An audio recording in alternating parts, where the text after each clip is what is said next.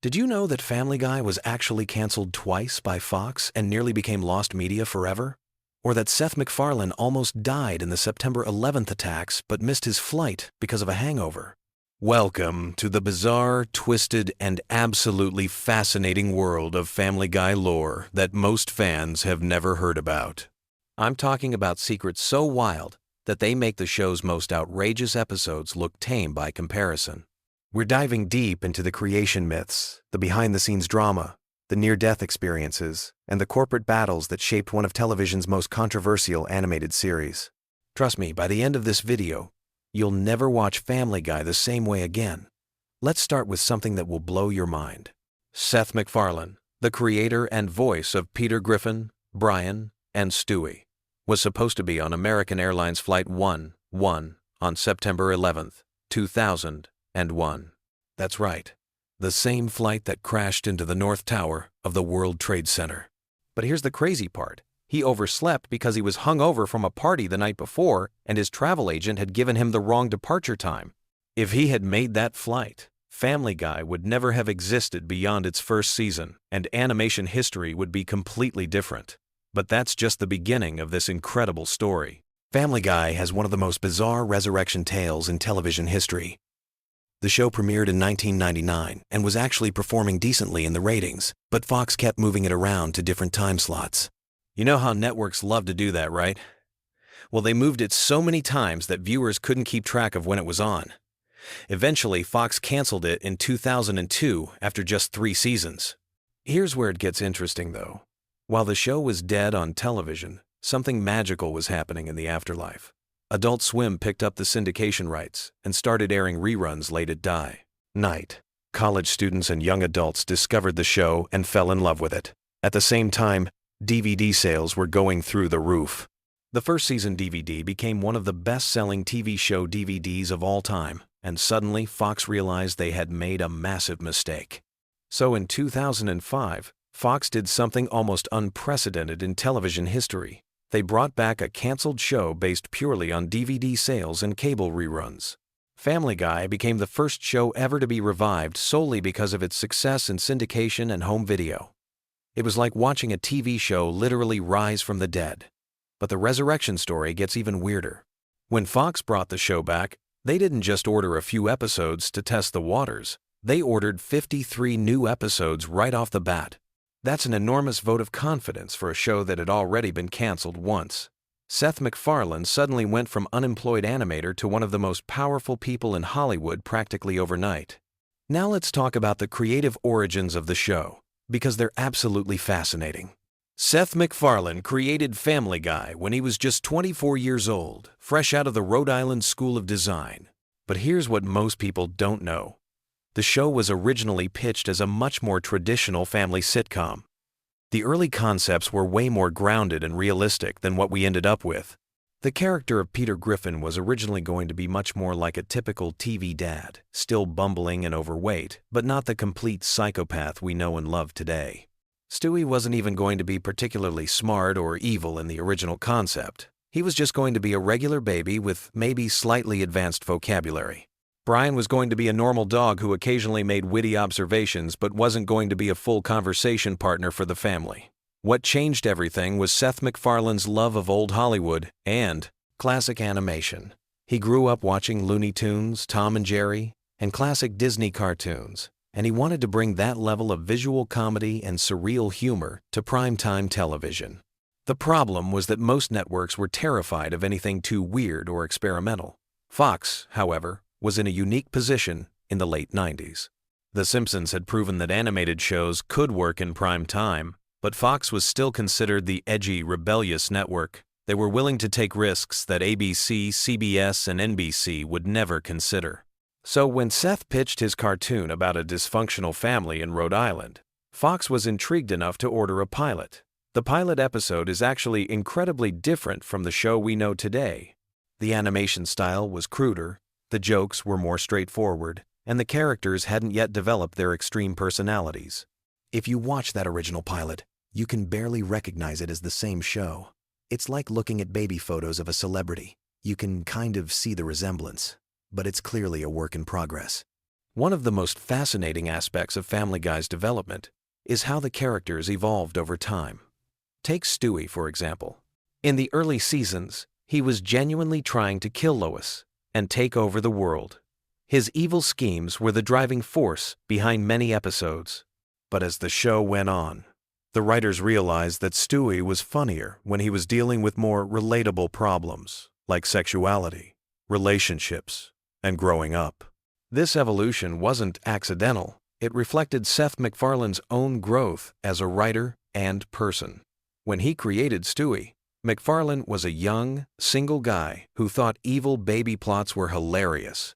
But as he got older and more experienced, he realized that character-driven comedy was more sustainable than pure shock value.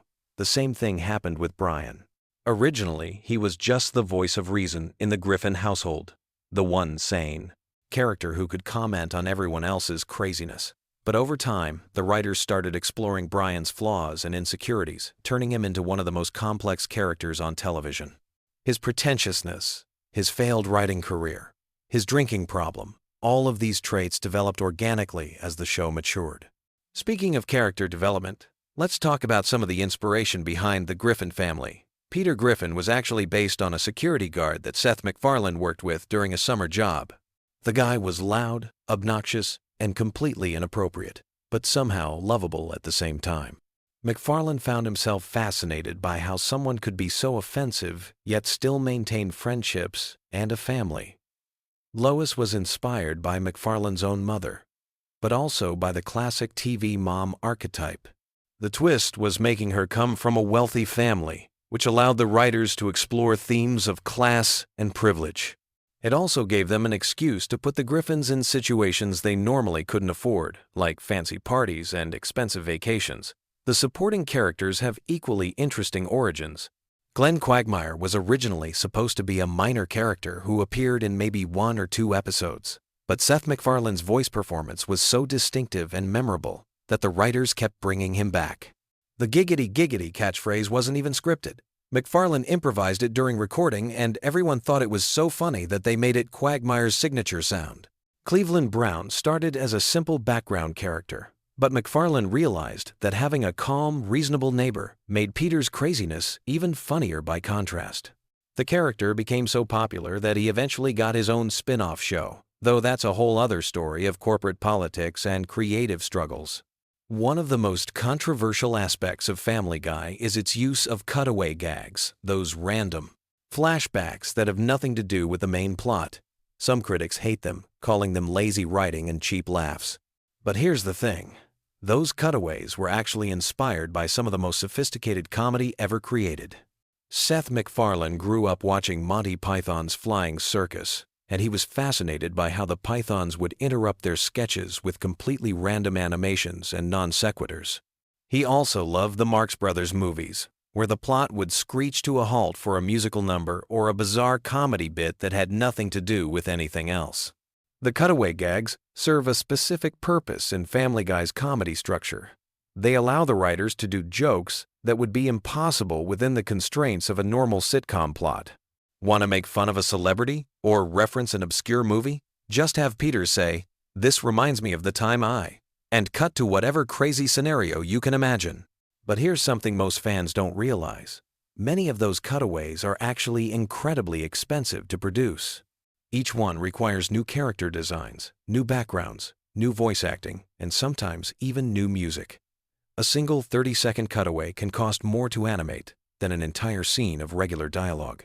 Fox executives were initially horrified by how much money the show was spending on these seemingly throwaway jokes. The financial aspect of Family Guy is actually one of the most interesting parts of its story. When the show first premiered, animation was still considered a niche market for adults.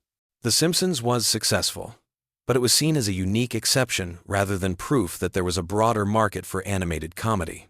Family Guy's success helped prove that there was actually a huge appetite for adult animated shows. This paved the way for series like American Dad, The Cleveland Show, Archer, Rick and Morty, and countless others. Without Family Guy's commercial success, the entire landscape of adult animation might look completely different today. The merchandising aspect is equally fascinating. Family Guy products generate hundreds of millions of dollars in revenue every year. T-shirts, toys, video games, Christmas ornaments, you name it, and there's probably a Family Guy version of it. The Stewie character alone has spawned an entire industry of baby-themed merchandise with surprisingly dark humor. But perhaps the most interesting aspect of Family Guy's cultural impact is how it changed the way we think about offensive comedy. The show pushes boundaries that would have been unthinkable on television even 10 years before it premiered. Yet somehow, it manages to get away with jokes that would destroy other shows. The secret is in the show's self-awareness. Family Guy knows that it's offensive, and it's constantly making jokes about its own offensiveness. When Peter does something terrible, the other characters usually call him out on it. When the show makes a controversial reference, it often follows it up with a joke about how inappropriate the reference was. This meta-humor creates a kind of protective bubble around the show's more controversial content. Viewers understand that they're not supposed to take Peter Griffin seriously as a role model. He's clearly meant to be a cautionary tale about what happens when someone has no filter and no self-awareness. The voice acting on Family Guy deserves its own deep dive because it's honestly incredible. Seth MacFarlane voices 4 of the main characters: Peter, Brian, Stewie, and Glenn Quagmire, plus dozens of supporting characters and celebrity impersonations. His range is absolutely mind-blowing when you really think about it. But here's what's even more impressive. MacFarlane often records conversations between his own characters. That means he's essentially having entire dramatic scenes with himself, switching between voices and maintaining the emotional continuity of multiple characters simultaneously. It's like watching a one-man theater performance every time you see Peter and Brian have a heart-to-heart conversation. The other voice actors are equally talented. Alex Borstein, who voices Lois, also does dozens of supporting characters, including the Griffin's maid Consuela.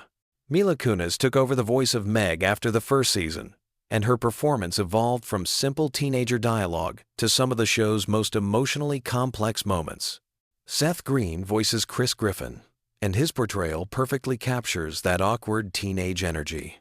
Green actually ad-libs a lot of Chris's dialogue, particularly the character's weird sound effects and random observations.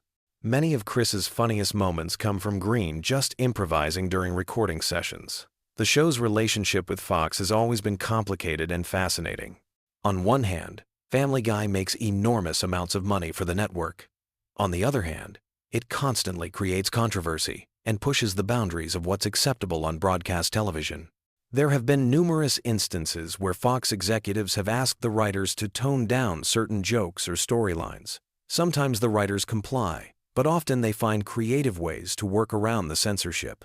This has led to some incredibly clever wordplay and visual innuendo that's actually funnier than whatever the original joke was going to be. The international success of Family Guy is another interesting chapter in its story.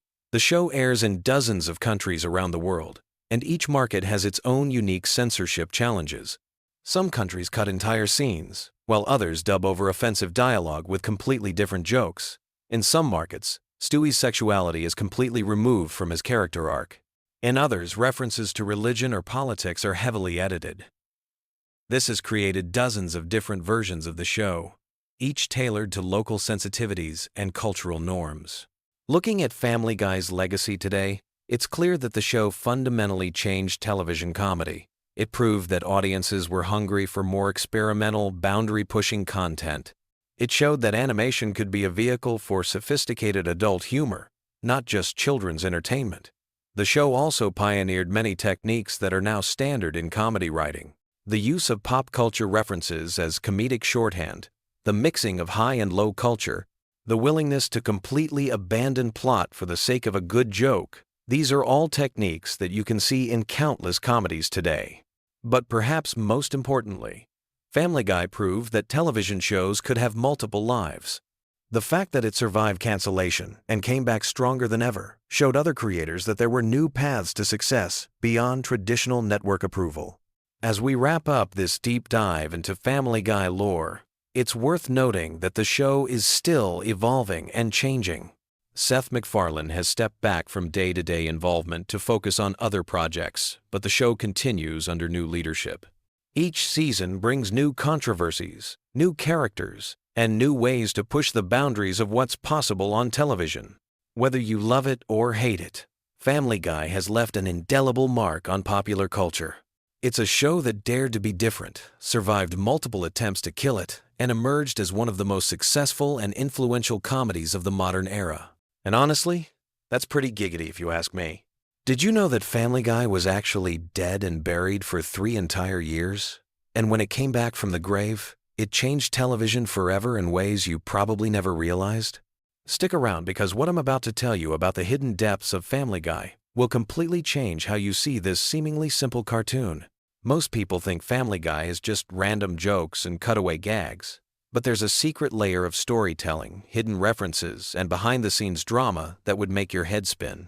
From secret government conspiracies to real-world tragedies that shaped entire episodes, this show has more dark secrets than you might imagine. Let's start with something that sounds like a conspiracy theory but is absolutely true. Family Guy predicted major world events with scary accuracy. And I'm not talking about lucky guesses. We're talking about specific details that aired months or even years before they actually happened in real life. Remember the episode where Peter accidentally damages a bridge? That episode aired in 2005, showing a bridge collapse in remarkable detail. Less than 2 years later, the Minneapolis bridge collapse happened in almost identical circumstances. Coincidence? Maybe. But wait, there's more.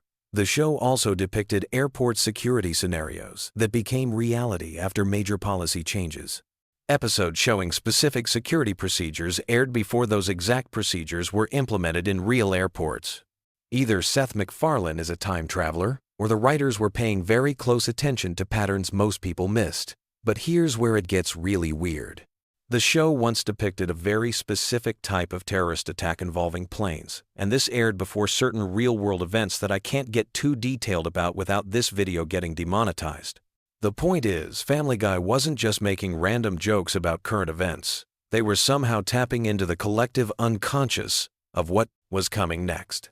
Now let's talk about the show's death and resurrection, because this story is wilder than any episode plot. Family Guy was canceled in 2002 after just 3 seasons.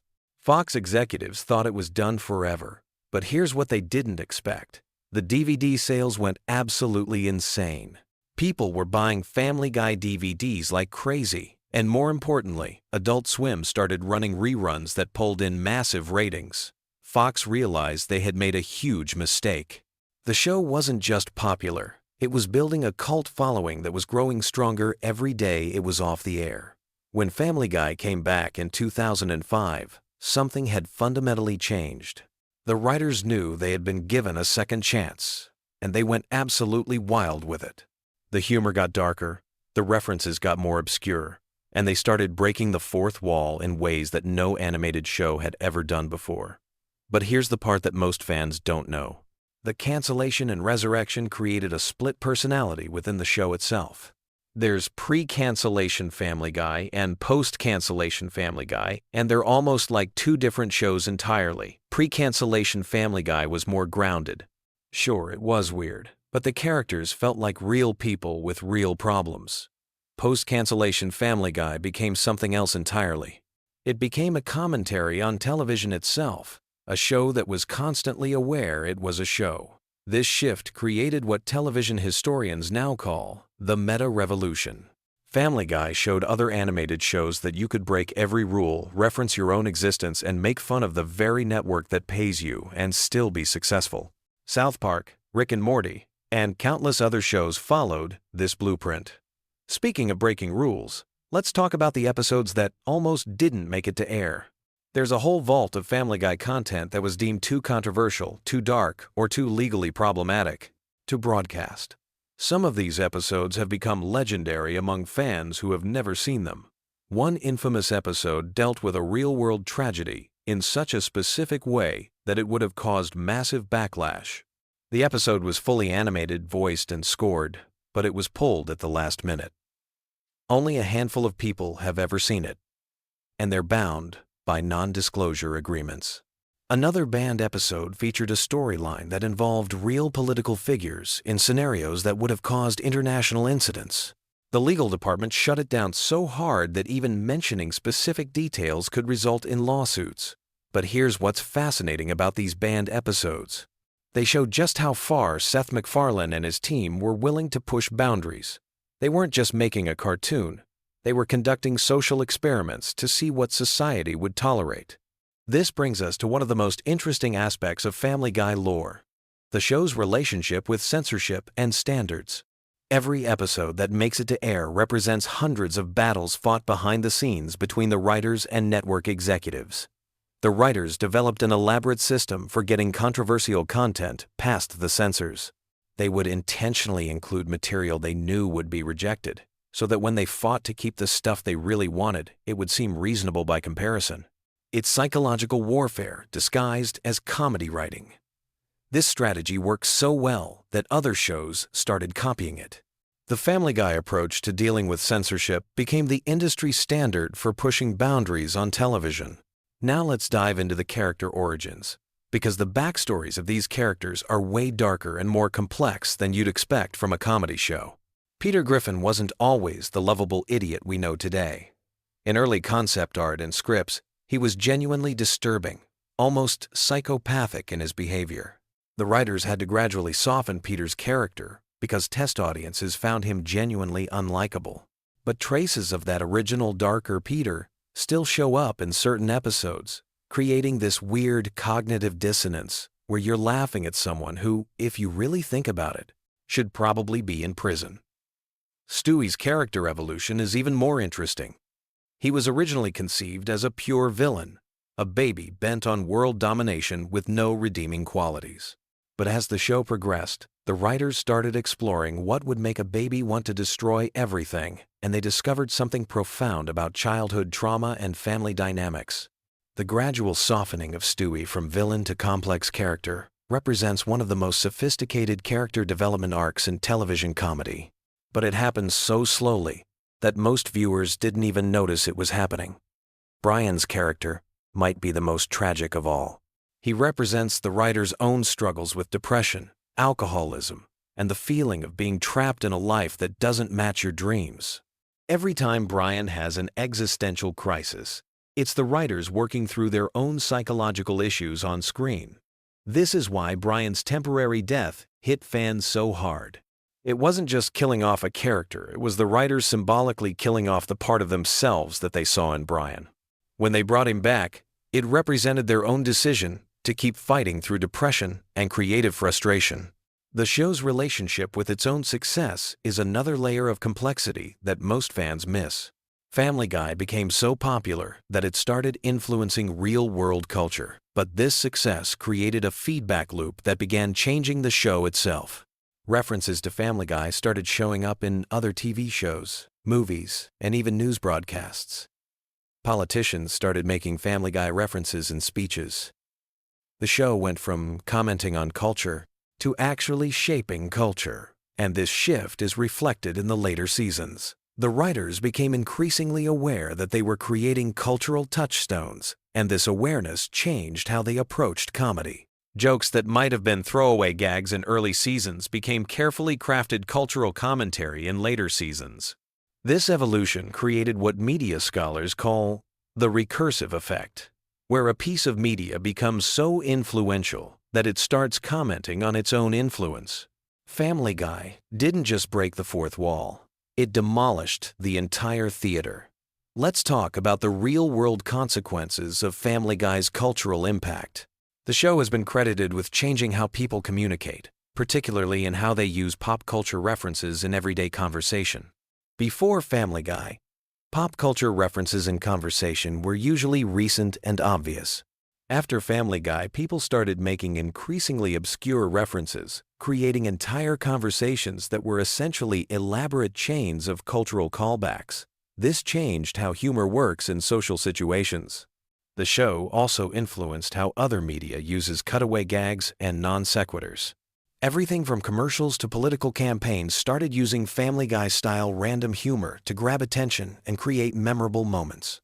But perhaps the most significant impact was on censorship standards across all media. Family Guy pushed boundaries so consistently and successfully that it expanded what was considered acceptable on television. Shows that came after could go places that wouldn't have been possible before Family Guy paved the way. The voice acting in Family Guy deserves its own deep dive because there are layers of performance art happening that most people completely miss. Seth MacFarlane doesn't just voice multiple characters. He creates distinct psychological profiles for each voice that reflect different aspects of his own personality. Peter represents 10. MacFarlane's id, his impulse-driven, consequence-ignoring side. Brian represents his superego, his intellectual, morally concerned side. Stewie represents his ego, his ambitious, attention-seeking side. The show is essentially one person having a conversation with different aspects of himself. This psychological complexity extends to the guest voices as well. When celebrities appear on Family Guy, they're not just doing celebrity cameos. They're being integrated into this complex psychological ecosystem that MacFarlane has created. The show's approach to celebrity culture is particularly sophisticated. Rather than just making fun of celebrities, Family Guy examines the psychological impact of fame on both celebrities and the people who consume celebrity culture. This brings us to one of the most overlooked aspects of Family Guy, its commentary on media consumption itself. The show constantly references other TV shows, movies, and cultural phenomena, but it's not just making references for the sake of references. Each reference serves as a commentary on how media shapes our understanding of reality. When Peter acts out scenes from movies, he's demonstrating how deeply fictional narratives penetrate real human behavior. When the show parodies other TV shows, it's examining how different formats and styles influence how we process information. The cutaway gags aren't random interruptions. They're demonstrations of how the human mind actually works. We don't think in linear narratives. We think in associations, tangents, and random connections. Family Guy mirrors the actual structure of human consciousness. This psychological accuracy is why the show resonates so deeply with audiences. It's not just funny, it's cognitively familiar. The chaos of Family Guy matches the chaos of our own internal mental experience. The show's treatment of social issues is another area where there's more depth than meets the eye. While Family Guy often appears to make jokes at the expense of sensitive topics, careful analysis reveals a more complex approach to social commentary. The show uses humor to make serious points more palatable, but it also uses humor to expose the absurdity of certain social attitudes. When characters make prejudiced statements, they're usually portrayed as idiotic or ignorant, effectively undermining the attitudes they're expressing. This technique allows the show to address controversial topics without preaching, but it also creates ambiguity about what the show actually believes. This ambiguity is intentional, forcing viewers to think critically about the issues being presented rather than passively accepting predetermined conclusions. As we wrap up this exploration of Family Guy's hidden depths, it's worth considering what this all means for the future of comedy in television. Family Guy didn't just entertain audiences. It fundamentally changed what television could be and do. The show proved that audiences were hungry for more complex, self-aware entertainment that challenged traditional narrative structures. It demonstrated that comedy could be a vehicle for serious psychological and social exploration without losing its entertainment value. Most importantly, Family Guy showed that taking creative risks, even when they result in cancellation, can ultimately lead to greater success than playing it safe. The show's death and resurrection became a template for how creative properties can find new life through changing audience behaviors and consumption patterns. So the next time you watch Family Guy, remember that you're not just watching a cartoon about a dysfunctional family. You're watching a sophisticated piece of media art that changed television forever, influenced how we communicate with each other, and continues to push boundaries in ways that most viewers never fully appreciate. The real genius of Family Guy isn't in any single joke or episode. It's in how it managed to hide all this complexity behind what appears to be simple, silly humor. That's the ultimate magic trick, and it's still working after all these years. Have you ever wondered what makes Family Guy the perfect show to fall asleep to? Tonight, we're diving deep into the wonderfully weird world of Quahog to uncover some fascinating facts that might just help you understand why millions of people drift off to this animated chaos every single night. But first, let me ask you something. What if I told you that the baby genius who plots world domination actually has one of the most tragic character arcs in television history? Or that there's a scientific reason why Peter Griffin's voice might be the ultimate sleep aid?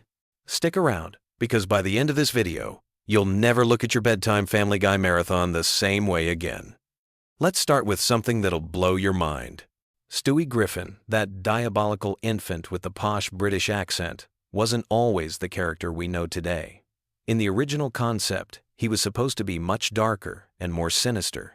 The show's creator, Seth MacFarlane, initially envisioned him as a genuinely evil character whose plans would occasionally succeed.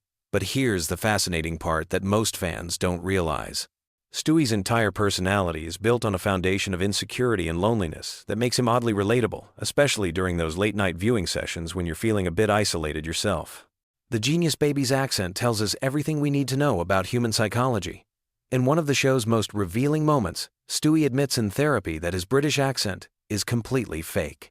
He adopted it to sound smarter and more sophisticated than everyone around him. It's essentially vocal armor designed to protect his vulnerable core. This resonates with so many viewers because we all put on masks to hide our insecurities. When you're lying in bed at 3 in the morning, there's something comforting about a character who's also struggling with authenticity. But here's where it gets really interesting.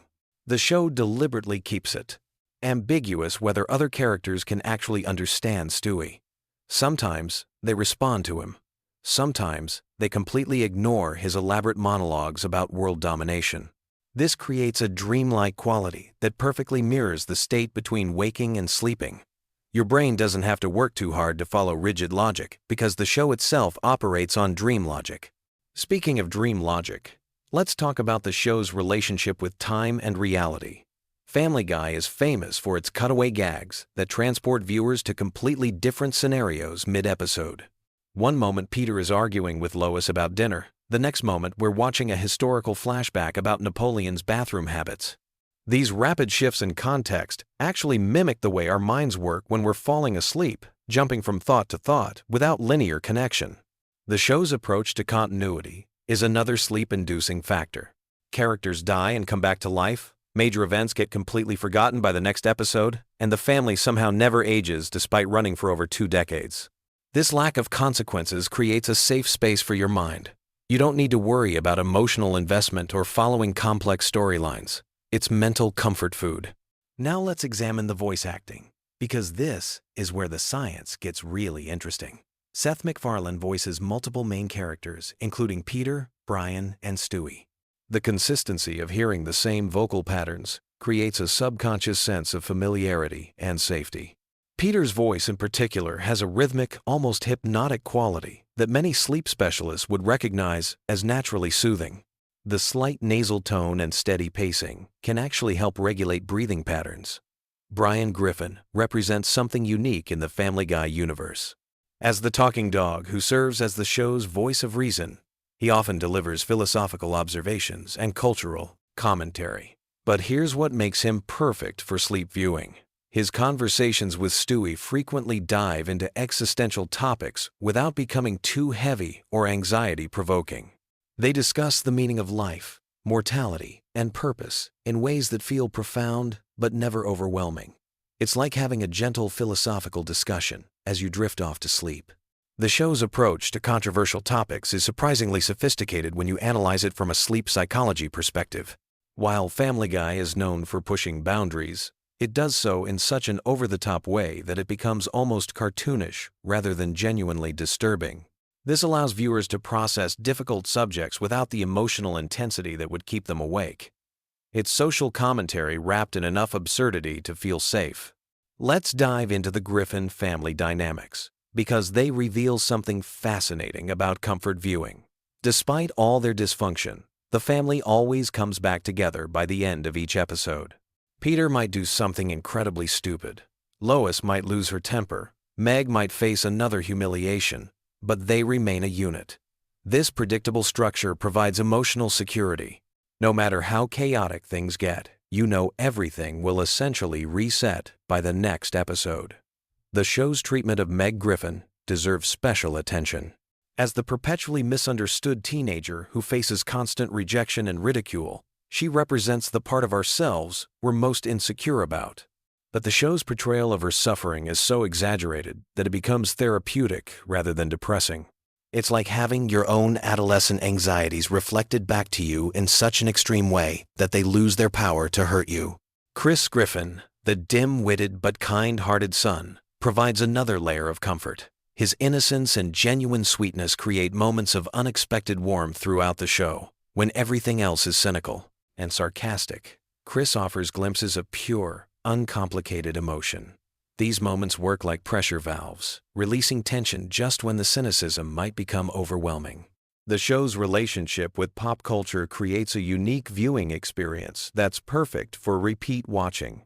The references span decades, from obscure 70s television shows to current internet memes. This means different jokes land differently depending on your age, mood, and current knowledge base. You can watch the same episode multiple times and discover new layers, but the discovery process is gentle and rewarding rather than demanding. Family Guy's animation style contributes to its sleep-friendliness in subtle but important ways. The character designs are simple and rounded, avoiding sharp angles or jarring visual elements that might startle viewers. The color palette is warm and familiar, dominated by the cozy yellows and browns of the Griffin home. Even during action sequences or fantastical cutaways, the visual style remains consistent and non-threatening. The show's musical elements deserve recognition too. From Stewie and Brian's elaborate musical numbers to Peter's improvised songs, music is woven throughout the series in ways that create rhythm and flow. These musical interludes often serve as natural breaking points, giving your brain permission to zone out or drift away. The songs are catchy enough to be memorable, but rarely complex enough to demand active listening. One of the most brilliant aspects of Family Guy's sleep appeal is its relationship with repetition. The show has been running for so long that certain gags and character interactions have become ritualistic. Peter fighting the giant chicken, Stewie's elaborate revenge plots against Lois, Brian's pretentious literary aspirations. These recurring elements create a sense of familiarity that can be deeply comforting for regular viewers. The show's approach to violence is another key factor. While there's plenty of cartoon violence, it's always presented in such an unrealistic way that it never feels genuinely threatening. Characters get blown up, shot, crushed, and dismembered, only to appear completely fine in the next scene. This consequence-free violence allows viewers to experience excitement and tension without any lasting anxiety. Let's talk about the show's treatment of mortality, because this might be the most important element for sleep viewing. Death appears frequently in Family Guy, but it's always treated as either temporary or comedic rather than genuinely tragic. Characters die and return, discuss death casually, and face mortal peril without real consequences. For viewers dealing with their own mortality anxieties, especially late at night, this approach can be surprisingly therapeutic. The writing style of Family Guy creates a unique rhythm that mirrors natural sleep patterns. Episodes often start with high-energy scenarios that gradually wind down through various subplots and cutaways. By the time you reach the resolution, the pacing has naturally slowed, making it easier to transition into actual sleep. It's like the show is designed to help you power down. Family Guy's relationship with nostalgia is complex and comforting. The show constantly references and parodies elements from decades past, creating a sense of collective cultural memory. Whether it's a reference to an 80s movie, a 70s television show, or a 90s commercial, these callbacks create connections to simpler times. For many viewers, this nostalgic element provides emotional comfort that eases the transition to sleep. The show's approach to relationships and romance offers another layer of sleep-friendly content. Despite all the dysfunction and crude humor, there are genuine moments of love and connection between characters. Peter and Lois, despite their constant conflicts, clearly love each other. Stewie and Brian, despite their differences, have formed an everyday, unlikely but deep friendship. These relationship dynamics provide emotional warmth without demanding too much investment. Here's something most people don't realize about Family Guy's structure. The show operates on multiple levels of engagement. You can watch it as pure background noise, letting the familiar voices and music wash over you. You can engage with the surface-level humor and sight gags. Or You can dive deep into the cultural references and character development. This flexibility makes it perfect for different stages of falling asleep. The show's treatment of everyday situations is particularly sleep-friendly. Many episodes revolve around mundane domestic issues like household chores, neighbor disputes, or family dinners that somehow spiral into elaborate adventures. But no matter how wild things get, they always return to the familiar setting of the Griffin home. This creates a sense of adventure within safety, excitement within security. Family Guy's approach to current events and social issues provides another comfort layer. The show comments on politics, social trends, and cultural phenomena, but always through the lens of cartoon absurdity. This allows viewers to engage with real-world concerns without the anxiety that usually accompanies such topics. It's like having a pressure release valve for contemporary stress. The show's episodic nature means you never have to worry about missing crucial plot developments if you fall asleep mid-episode. While there are occasionally multi-part episodes or recurring storylines, the vast majority of episodes are self-contained. This removes the anxiety about keeping up with complex narratives and allows your mind to relax completely. As we wrap up this deep dive into why Family Guy has become the ultimate sleep companion for millions of viewers, remember that comfort viewing is a deeply personal experience. What works for one person might not work for another, but there's something undeniably special about a show that can make you laugh, think, and ultimately feel at peace, all within the span of 22 minutes. The genius of Family Guy as a sleep aid lies in its perfect balance of engagement and relaxation. It's stimulating enough to occupy your conscious mind and prevent anxious thoughts from taking over, but familiar and comforting enough to allow your subconscious to begin the journey towards sleep. Whether you're drawn to Stewie's elaborate schemes, Peter's childlike wonder, or Brian's philosophical musings, there's something in this animated chaos for everyone. So the next time you find yourself reaching for that remote at bedtime, remember that you're not just choosing mindless entertainment. You're selecting a carefully crafted comfort blanket that's helped millions of people transition from the stresses of the day into peaceful rest. Sweet dreams, and remember, in Quahog, everything always works out in the end. Picture this. It's 2 in the morning. You're tossing and turning, unable to fall asleep. Your mind is racing with thoughts about tomorrow's responsibilities, that awkward conversation from 3 weeks ago, and whether you left the stove on. What you need isn't another meditation app or white noise machine. You need something perfectly mundane, yet oddly fascinating. You need random Family Guy facts that will occupy just enough of your brain to let sleep creep in without being so exciting that they keep you awake. Tonight we're diving into the wonderfully weird world of Quahog, with facts so specific and delightfully pointless that they'll have you drifting off faster than Peter Griffin at a feminist poetry reading. Let's start with something that sounds completely made up but is absolutely real. The chicken fights between Peter Griffin and Ernie the Giant Chicken have collectively lasted over 20 minutes of screen time across all episodes. 20 minutes. That's longer than most sitcom episodes dedicate to their main plot. These epic battles began over something so ridiculously petty that it perfectly encapsulates the show's absurdist humor. An expired coupon. Not a life-changing amount of money, not a family heirloom, but a piece of paper that saves you maybe 50 cents on chicken feed. Yet this trivial dispute has spawned some of the most elaborate and destructive fight sequences in television history. The creators didn't plan for these fights to become a recurring element.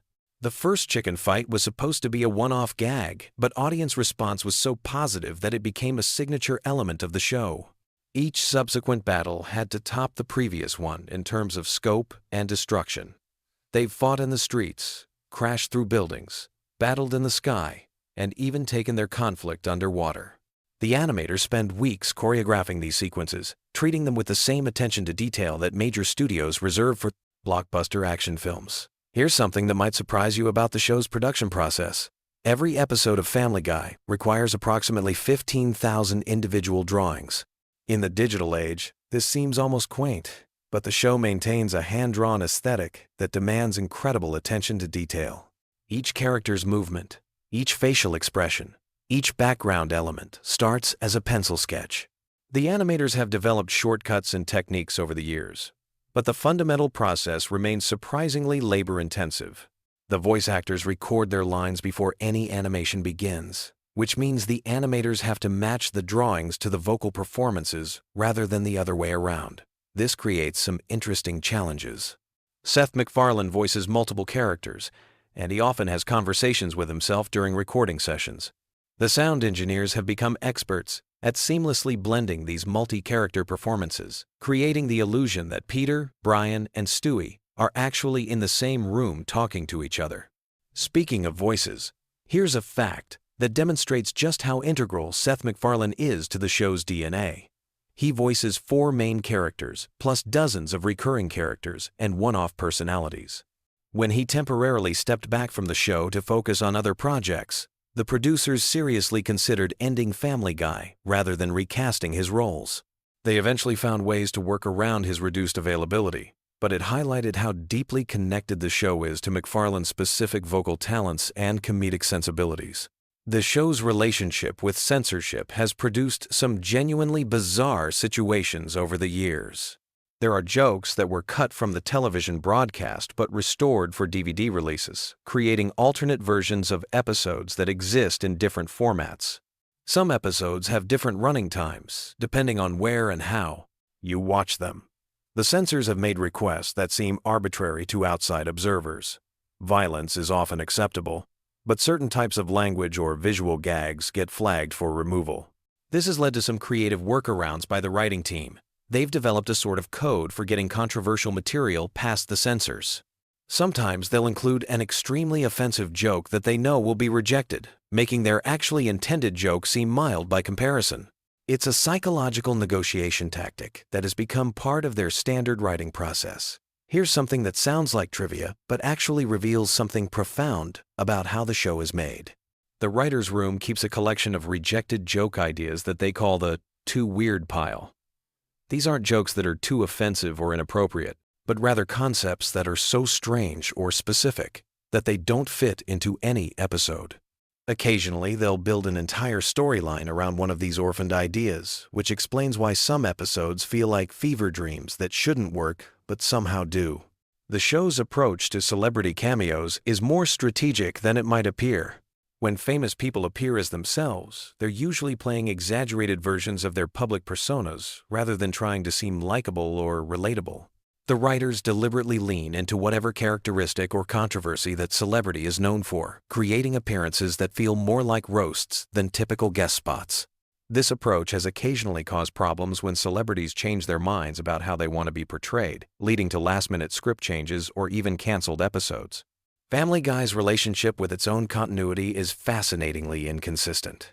The writers will sometimes reference events from episodes that aired years earlier, demonstrating that they do pay attention to their own history. But they'll just as often completely ignore or contradict previously established facts about the characters or their world.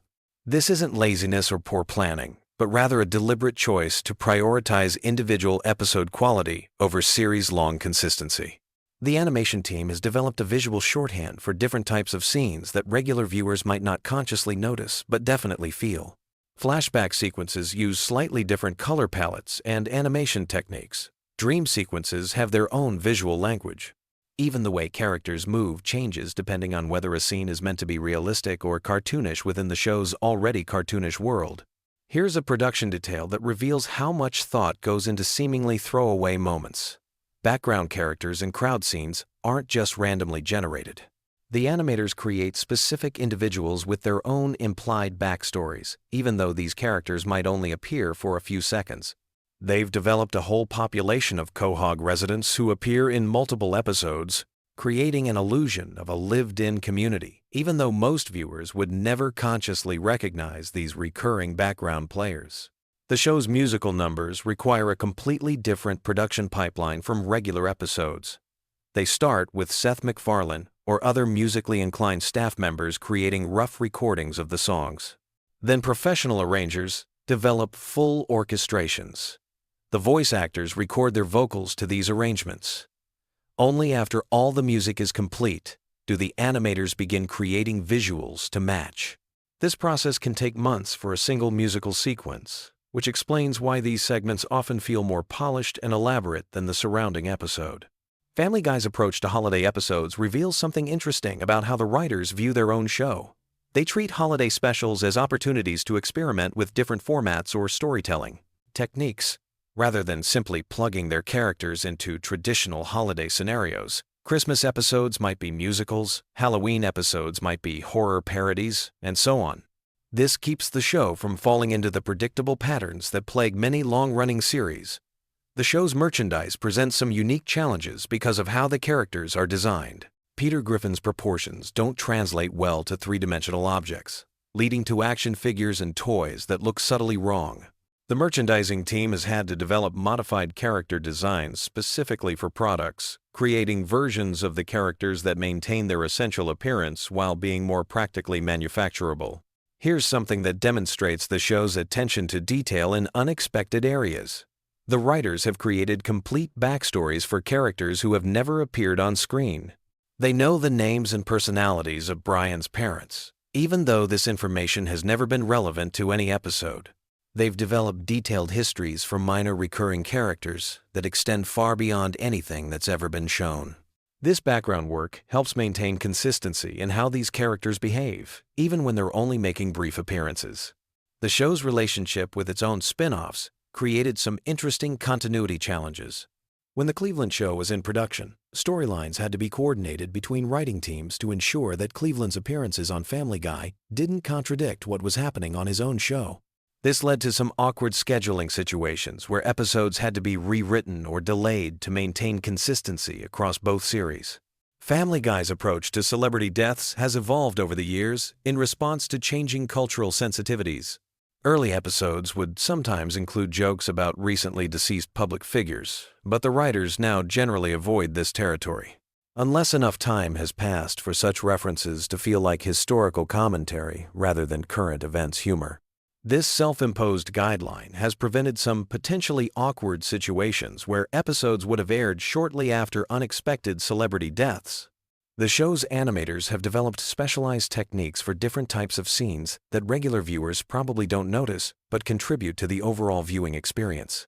Fight scenes use different frame rates and animation principles than dialogue scenes. Fantasy sequences might employ completely different artistic styles. The animators treat each type of scene as requiring its own approach, making Family Guy more visually diverse than many people realize. Here's a fact that illustrates how deeply the show has embedded itself in popular culture. The writers receive hundreds of suggestions from fans every week, ranging from episode ideas to character suggestions to complaints about plot inconsistencies. While they can't use fan-submitted ideas for legal reasons, these communications help them understand how their audience perceives the show and what elements are most popular or problematic. The show's approach to social media and internet culture has changed dramatically over its run. Early episodes barely acknowledge the existence of the internet, while recent seasons treat social media and online culture as fundamental aspects of modern life. The writers have had to learn new forms of humor and reference that didn't exist when the show began, essentially evolving their comedy style to match changing technology and communication patterns. Family Guy's international versions present fascinating translation challenges. Jokes that rely on American cultural references or wordplay often can't be directly translated, leading to completely different jokes in dubbed versions. Some countries have created culturally specific versions of certain episodes, replacing American references with local equivalents. This has resulted in versions of Family Guy that are almost entirely different shows while maintaining the same basic characters and plot lines. The show's writers maintain detailed style guides that specify how each character speaks, what types of references they would make, and how they would react in different situations.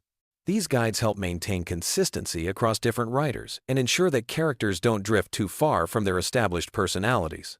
Brian's dialogue, for example, follows specific patterns that reflect his pretentious intellectual aspirations, while Chris's speech patterns reflect his slower mental processing speed.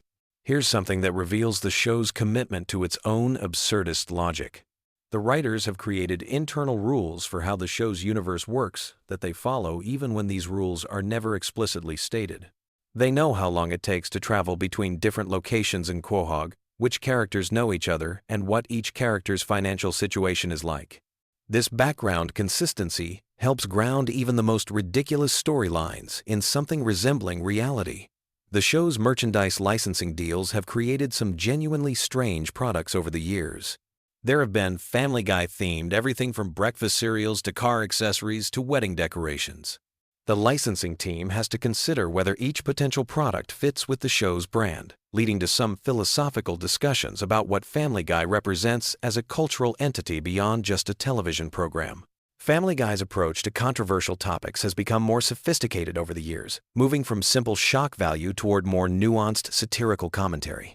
The writers now spend considerable time researching topics before writing about them, ensuring that their jokes come from a place of understanding rather than ignorance. This doesn't mean they avoid controversial subjects, but rather that they approach them with more intentionality. The show's animators have developed a visual signature that makes Family Guy immediately recognizable, even in brief clips or promotional materials. This involves not just character design but also choices about color palettes, camera angles, and motion principles. New animators joining the team have to learn these specific techniques to ensure visual consistency across different episodes and seasons. Here's a production detail that most viewers would never think about, but significantly impacts the viewing experience. The show's sound design team creates distinct audio signatures for different characters and locations. Peter's footsteps sound different from Brian's. The Griffin house has its own acoustic characteristics, and even the way doors close varies depending on the context.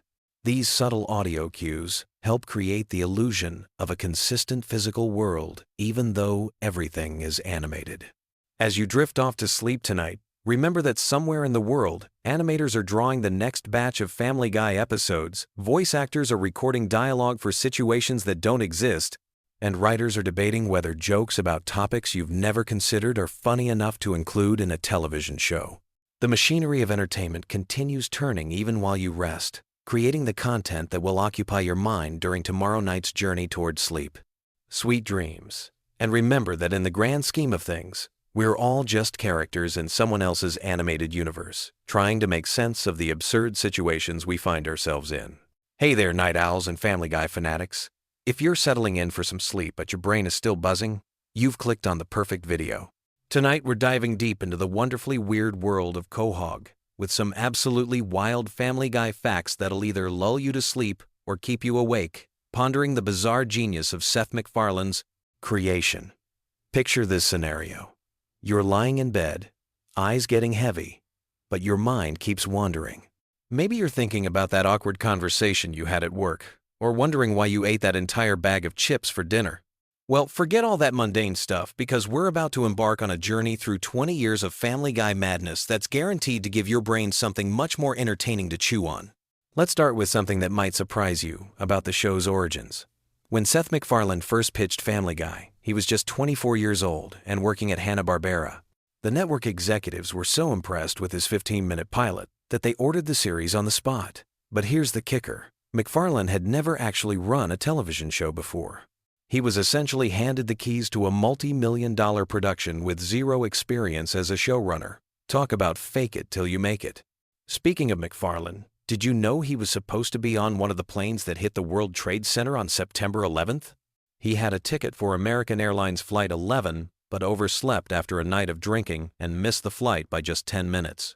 When he arrived at the airport and learned what had happened, he realized how close he'd come to never creating the Griffin family we know and love today. It's one of those sliding door moments that makes you think about how different pop culture would be if he'd caught that flight. Now let's talk about Brian Griffin, the family's intellectual dog who walks on two legs and drives a Prius. Brian's character was actually inspired by MacFarlane's own dog, also named Brian, who passed away in the early 2000s. The real Brian was a white Labrador retriever, and MacFarlane has said that losing him was one of the most difficult experiences of his life. When the show temporarily killed off cartoon Brian in 2013, the fan backlash was so intense that MacFarlane received death threats. People were legitimately angry about a fictional dog's death, which says something about how attached viewers had become to these animated characters. The temporary death of Brian actually serves as a perfect example of how deeply fans connect with Family Guy's characters, even though they're supposed to be parodies and caricatures. When Brian was hit by a car and replaced by a new dog named Vinny, voiced by Tony Sirico from The Sopranos, social media exploded with outrage. There were online petitions, angry tweets, and even real-world protests. The writers had planned to bring Brian back all along. It was meant to be a multi-episode arc exploring how the family would cope with loss. But the reaction was so overwhelmingly negative that they cut the storyline short and resurrected Brian after just 2 episodes. Here's something that might blow your mind about the show's production process. Each episode of Family Guy takes approximately 10 months to create, from start to finish. That means when you're watching a new episode that just aired, the writers were working on the initial script almost a year ago. This long production timeline sometimes creates weird situations where the show references current events that are no longer current by the time the episode airs, or misses major cultural moments entirely because they couldn't pivot quickly enough. The cutaway gags that Family Guy is famous for were actually born out of necessity rather than creative choice. In the early seasons, episodes would often run short, and the writers needed quick ways to fill time.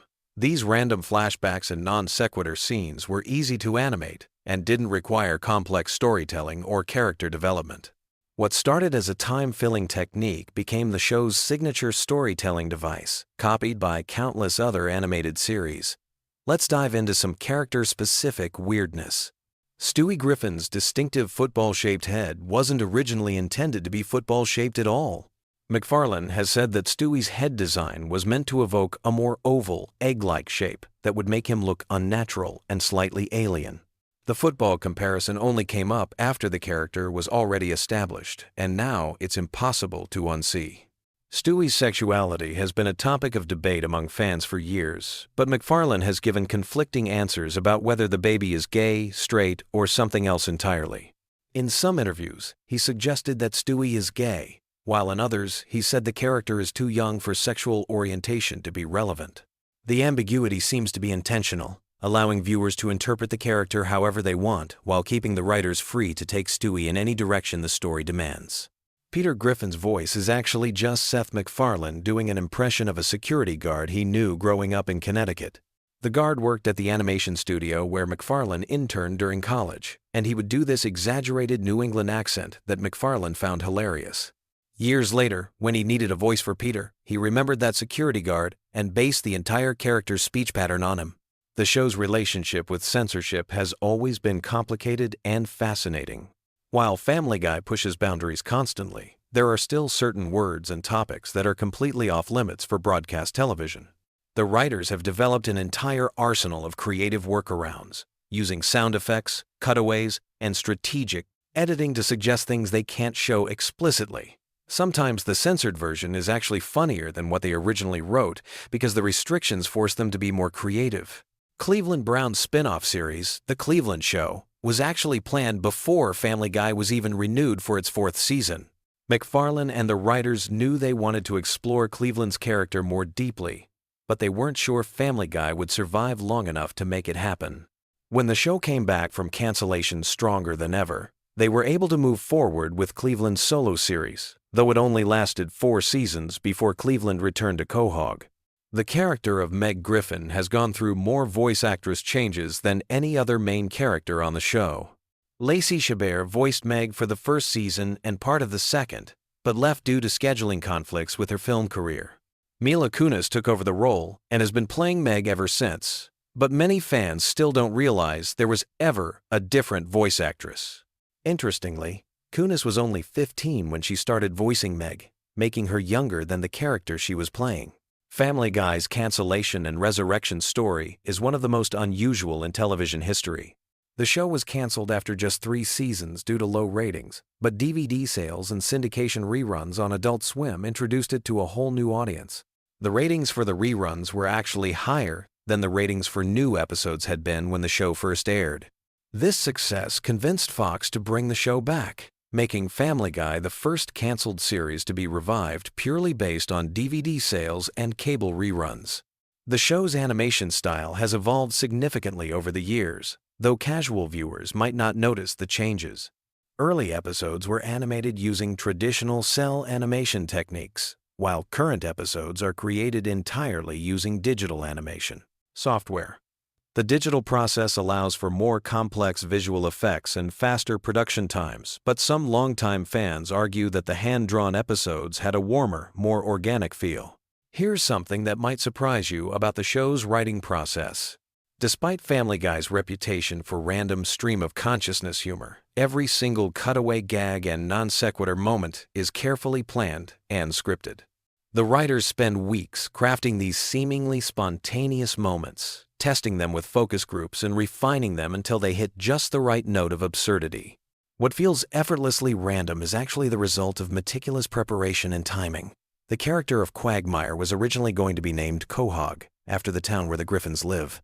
But the writers realized that having a character and a location with the same name would be confusing for viewers, so they changed it to Quagmire at the last minute. The name Quagmire is actually a play on words, combining the idea of being stuck in a difficult situation with the character's, shall we say, adventurous romantic life. Death, the Grim Reaper character who occasionally appears on the show, was voiced by Norm Macdonald in his early appearances. Macdonald's deadpan delivery was perfect for the role, but scheduling conflicts meant he couldn't continue voicing the character regularly. Adam Carolla took over the role for several episodes before it eventually went to other voice actors. Death's inconsistent voice casting reflects one of the challenges of using celebrity guest stars for recurring characters. The show has featured some truly bizarre celebrity cameos over the years, but one of the strangest was Rush Limbaugh playing himself in an episode where Brian becomes conservative. Limbaugh recorded his lines during a commercial break of his radio show, and the writers had to work around his limited availability by keeping his dialogue minimal and straightforward. The episode aired during the height of Limbaugh's popularity, and his appearance generated significant media attention. Family Guy's approach to continuity is deliberately inconsistent, which allows the writers tremendous creative freedom, but sometimes confuses viewers who are paying close attention. Characters die and come back to life. Major events happen and are never mentioned again. And the timeline of the show makes absolutely no sense if you try to analyze it logically. This isn't accidental. The writers have explicitly said they prioritize individual episode quality over long-term story coherence. The show's merchandising success has been almost as impressive as its television ratings. Family Guy merchandise has generated hundreds of millions of dollars in revenue, with everything from t-shirts and coffee mugs to video games and board games. The talking plush toys of Stewie and Brian were particularly popular, though they had to be carefully programmed to avoid saying anything too inappropriate for younger children who might play with them. One of the most interesting aspects of Family Guy's production is how they handle controversial episodes. The writers have an informal rating system for how potentially offensive each episode might be, and they adjust the marketing and promotion accordingly. Episodes that push boundaries harder than usual often air with less advanced publicity, allowing them to reach audiences without generating pre-broadcast controversy that might lead to censorship. The show's relationship with Fox Network executives has been notoriously rocky over the years. MacFarlane has been vocal about his frustrations with network interference, and several episodes have included not-so-subtle jabs at Fox's programming decisions and corporate culture. Despite this tension, Family Guy remains one of Fox's most valuable properties, giving MacFarlane significant leverage in creative disputes. Here's a production detail that most viewers never think about, but affects every single episode. The timing of animated comedy is completely different from live-action comedy because animated characters can move and react in ways that real actors cannot. Jokes that would fall flat in live action can work perfectly in animation because the visual possibilities are unlimited. The writers and animators work closely together to ensure that the timing of visual gags matches the rhythm of the dialogue. The voice recording process for Family Guy is also unique in the animation world. Most animated shows record each actor separately, but Family Guy often brings the main cast together for group recording sessions. This allows for more natural interactions and improvisation, though it also makes the recording process more expensive and time-consuming.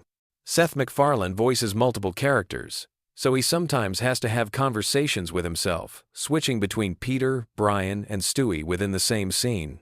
As you're drifting off to sleep tonight, think about this final fact. Family Guy has now been on the air for over 2 decades, making it one of the longest-running animated series in television history. Kids who watched the first episode when it premiered in 1999 are now adults with children of their own. The show has outlasted multiple generations of network executives, survived cancellation, and adapted to completely different media landscapes, from broadcast television to streaming services. The Griffin family has become as familiar to many people as their own relatives, which is both impressive and slightly disturbing when you consider how dysfunctional that family actually is. But maybe that's the secret to Family Guy's enduring appeal. In a world where real families can be just as complicated and bizarre as the fictional ones we see on television, there's something comforting about knowing that no matter how weird your own family dynamics might be, at least you're not dealing with a talking baby who's constantly plotting world domination, and a dog who's writing the great American novel. Sweet dreams, and remember, life's a lot like Family Guy. Sometimes it makes perfect sense. Sometimes it's completely random, and sometimes you just have to go with it and hope for the best. Whether you're a longtime fan or a newcomer to the show, these facts give you a glimpse into the creative chaos that makes Family Guy such a unique entry in television history. Sleep well, and maybe you'll dream about Quahog tonight. Hey there, night owls and Family Guy fanatics! If you're settling in for some bedtime content about everyone's favorite dysfunctional animated family, you've come to the right place. Tonight we're diving deep into the Griffin household with some fascinating facts that'll either help you drift off peacefully or keep you up thinking about just how wild this show really gets. Now, before we jump into our relaxing journey through Quahog, let me ask you something.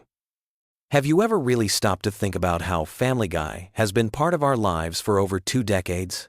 Since 1999, this show has given us countless laughs, memorable cutaway gags, and characters that have become household names. But tonight, we're going beyond the surface-level humor to explore some truly mind-blowing details you probably never knew. Here's something that might surprise you right off the bat. Family Guy was actually canceled not once, but twice by Fox. The first cancellation happened in 2002 after just 3 seasons. The network executives thought the show wasn't finding its audience. But here's where it gets interesting.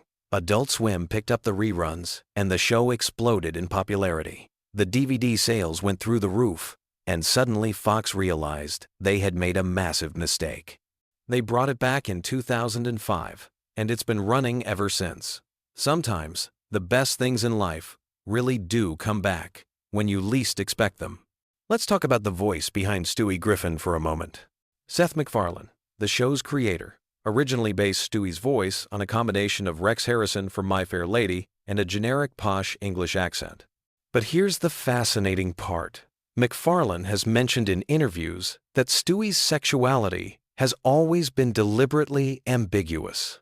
The character exists in this interesting space where his romantic interests shift depending on what serves the story best. It's actually a clever writing technique that keeps the character unpredictable and allows for more diverse storylines.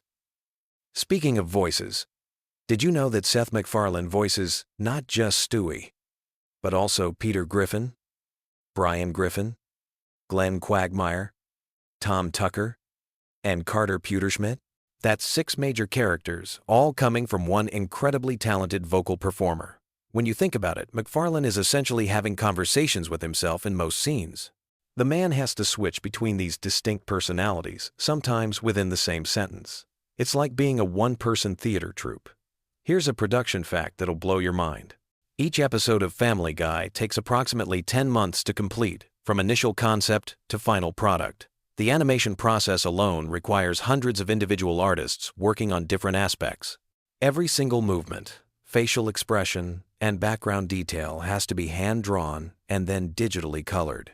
When you consider that the show produces over 20 episodes per season, you start to realize the incredible amount of work that goes into bringing the Griffin family to life. The show's famous cutaway gags weren't actually planned from the beginning. They evolved naturally as the writers found themselves wanting to include jokes that didn't fit into the main storyline. These random flashbacks and fantasy sequences became such a signature element that other animated shows have tried to copy the format, but none have quite captured the same spontaneous energy that Family Guy brings to these moments. Now, let's explore some character development that might help you see the show in a new light. Brian Griffin, the family dog, was originally going to be much more of a background character.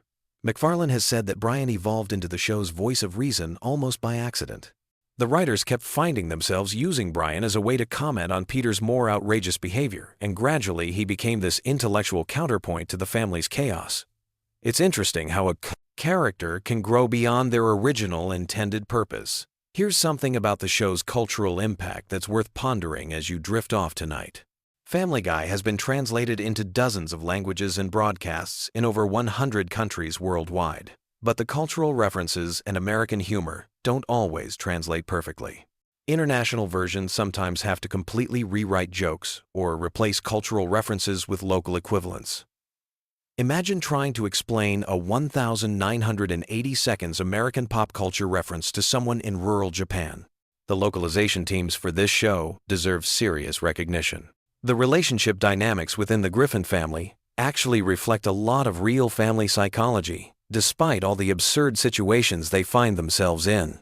Take the sibling rivalry between Chris and Meg, for example. While it's exaggerated for comedic effect, it captures something genuine about how teenagers navigate their place within family hierarchies. Even the marriage between Lois and Peter, with all its dysfunction, touches on real issues that many couples face, just amplified to ridiculous proportions. One aspect of the show that's evolved significantly over the years is its approach to social commentary. Early seasons focused more on pure absurdist humor, but as the series progressed, it began tackling more complex social and political issues. The writers found ways to embed serious conversations about topics like religion, politics, and social justice within the framework of outrageous comedy. It's like sneaking vegetables into a kid's favorite dessert. The animation style of Family Guy has also undergone subtle but significant changes over the decades. If you compare early episodes to recent ones, you'll notice the color palette has become richer, the character movements more fluid, and the background details more elaborate.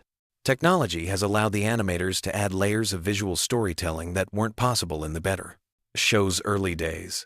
Yet they've managed to maintain the core visual identity that makes Family Guy instantly recognizable. Let's talk about the show's relationship with music for a moment. Family Guy has featured hundreds of musical numbers over the years, from elaborate production numbers to simple character songs.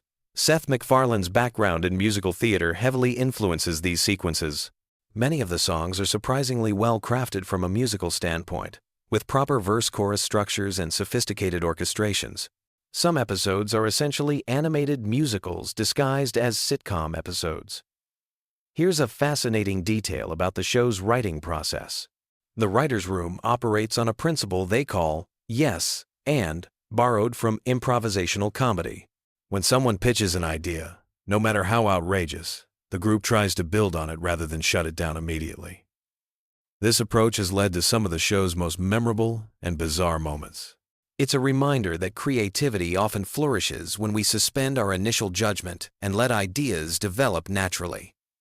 The character of Meg Griffin represents something unique in television comedy. She's simultaneously the most normal member of her family and the one who receives the most abuse from everyone around her. This creates an interesting dynamic where the audience often sympathizes with her while still laughing at her misfortunes. It's a delicate balance that the writers have maintained for over 20 years, and it speaks to something deeper about how we treat people who don't fit into expected social roles. Cleveland Brown's departure to his own spin-off show and eventual return to Family Guy created some interesting continuity challenges for the writers. They had to explain his absence and return in ways that felt natural to the ongoing story, while also acknowledging the real-world production reasons behind these changes. It's a perfect example of how television shows must constantly adapt to behind-the-scenes realities while maintaining narrative consistency.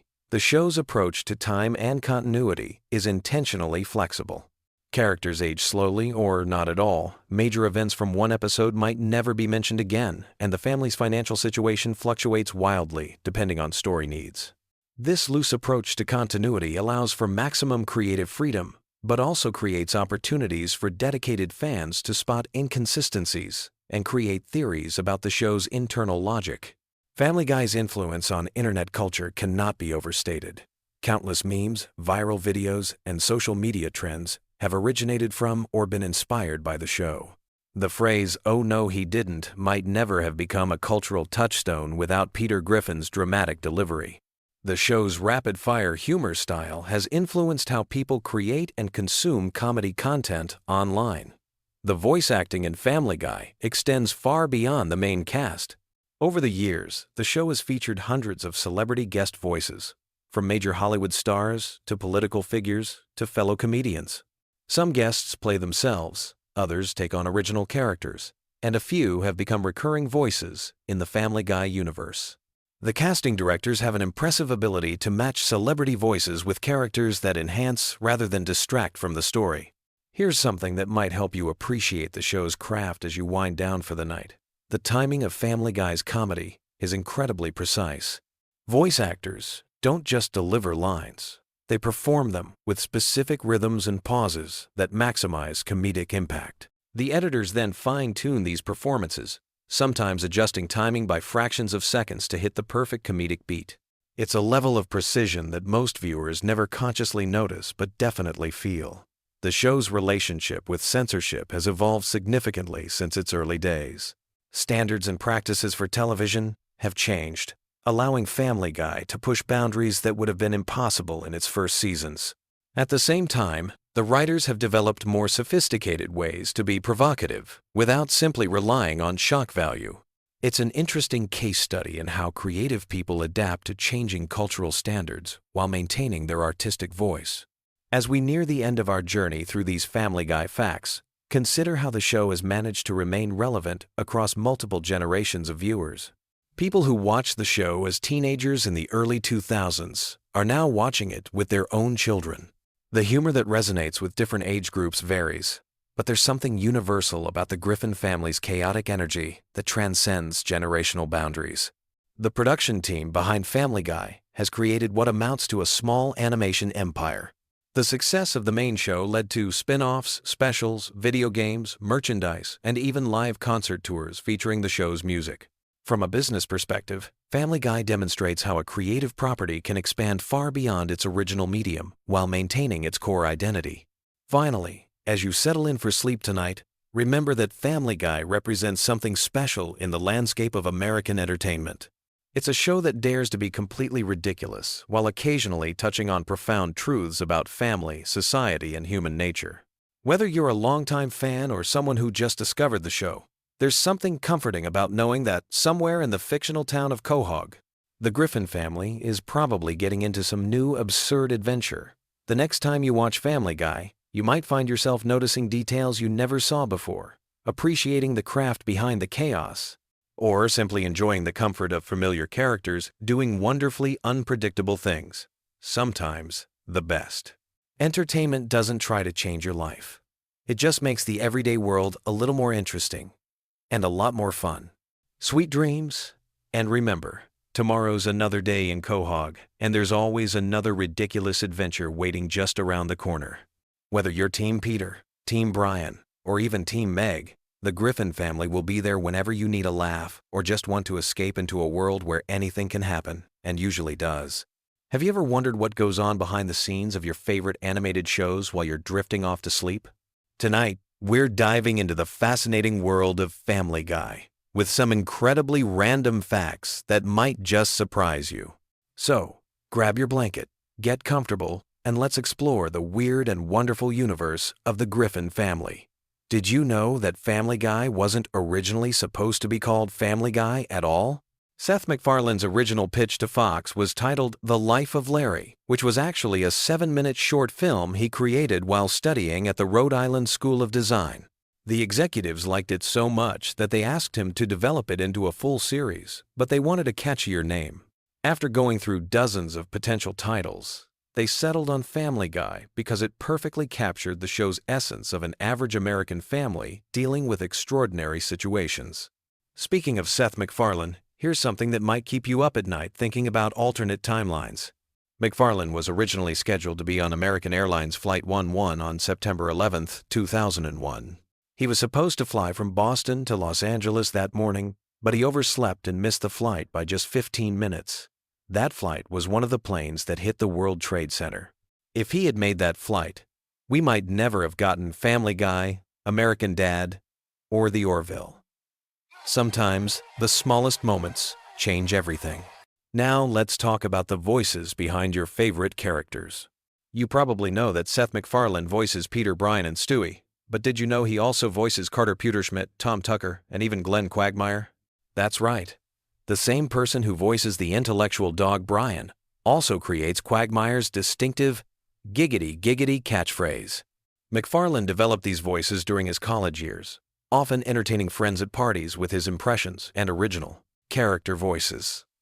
Here's a random fact about Stewie that might surprise you. His distinctive football-shaped head wasn't originally part of his design. The animators were struggling with how to make a baby character visually interesting and memorable. During one late-night brainstorming session, someone jokingly suggested making his head shaped like a football, and everyone laughed. But the more they thought about it, the more it made sense. The unusual head shape would make Stewie instantly recognizable and add to his alien-like otherworldly intelligence. Sometimes the best ideas come from the most unexpected places. The character of Meg Griffin has an interesting backstory that goes beyond what we see on screen. Originally, Meg was supposed to be the breakout character of the show. The writers envisioned her as the relatable teenager that audiences would connect with most. However, as the show evolved, they realized that making Meg the constant target of the family's jokes created much funnier dynamics. This shift happened gradually over the first few seasons, and by season 3, Meg's role as the family punching bag was firmly established. Did you know that Family Guy holds several Guinness World Records? One of the most interesting is for the longest gap between a TV show's cancellation and its return to production. Family Guy was canceled in 2002 after 3 seasons, but DVD sales and reruns on Adult Swim proved so popular that Fox brought it back in 2005. That's a 3-year gap, which was unprecedented at the time for an animated series. The famous chicken fight scenes between Peter and Ernie the Giant Chicken have their own fascinating history. The first fight appeared in the episode Da Boom and was originally intended to be a one-off gag. However, the animators had so much fun creating the elaborate fight sequence that they decided to make it a recurring element. Each subsequent chicken fight became more elaborate and destructive, with the animators treating them almost like action movie sequences. The fights have destroyed everything from fast food restaurants to airports, and the animation team spends months planning each new encounter. Here's something that might surprise you about the show's animation process. Each episode of Family Guy takes approximately 8 months to complete from start to finish. The process begins with the writer's room, where scripts are developed and refined. Then comes voice recording, which can take several weeks, as actors often record their lines separately. After that, the storyboard artists create rough sketches of every scene, followed by the actual animation process, which involves hundreds of individual drawings for just a few minutes of screen time. The character of Cleveland Brown was almost written off the show much earlier than his eventual departure for The Cleveland Show. During season 2, the writers were struggling with what to do with Cleveland's character, feeling like he didn't have enough distinct personality traits to warrant significant screen time.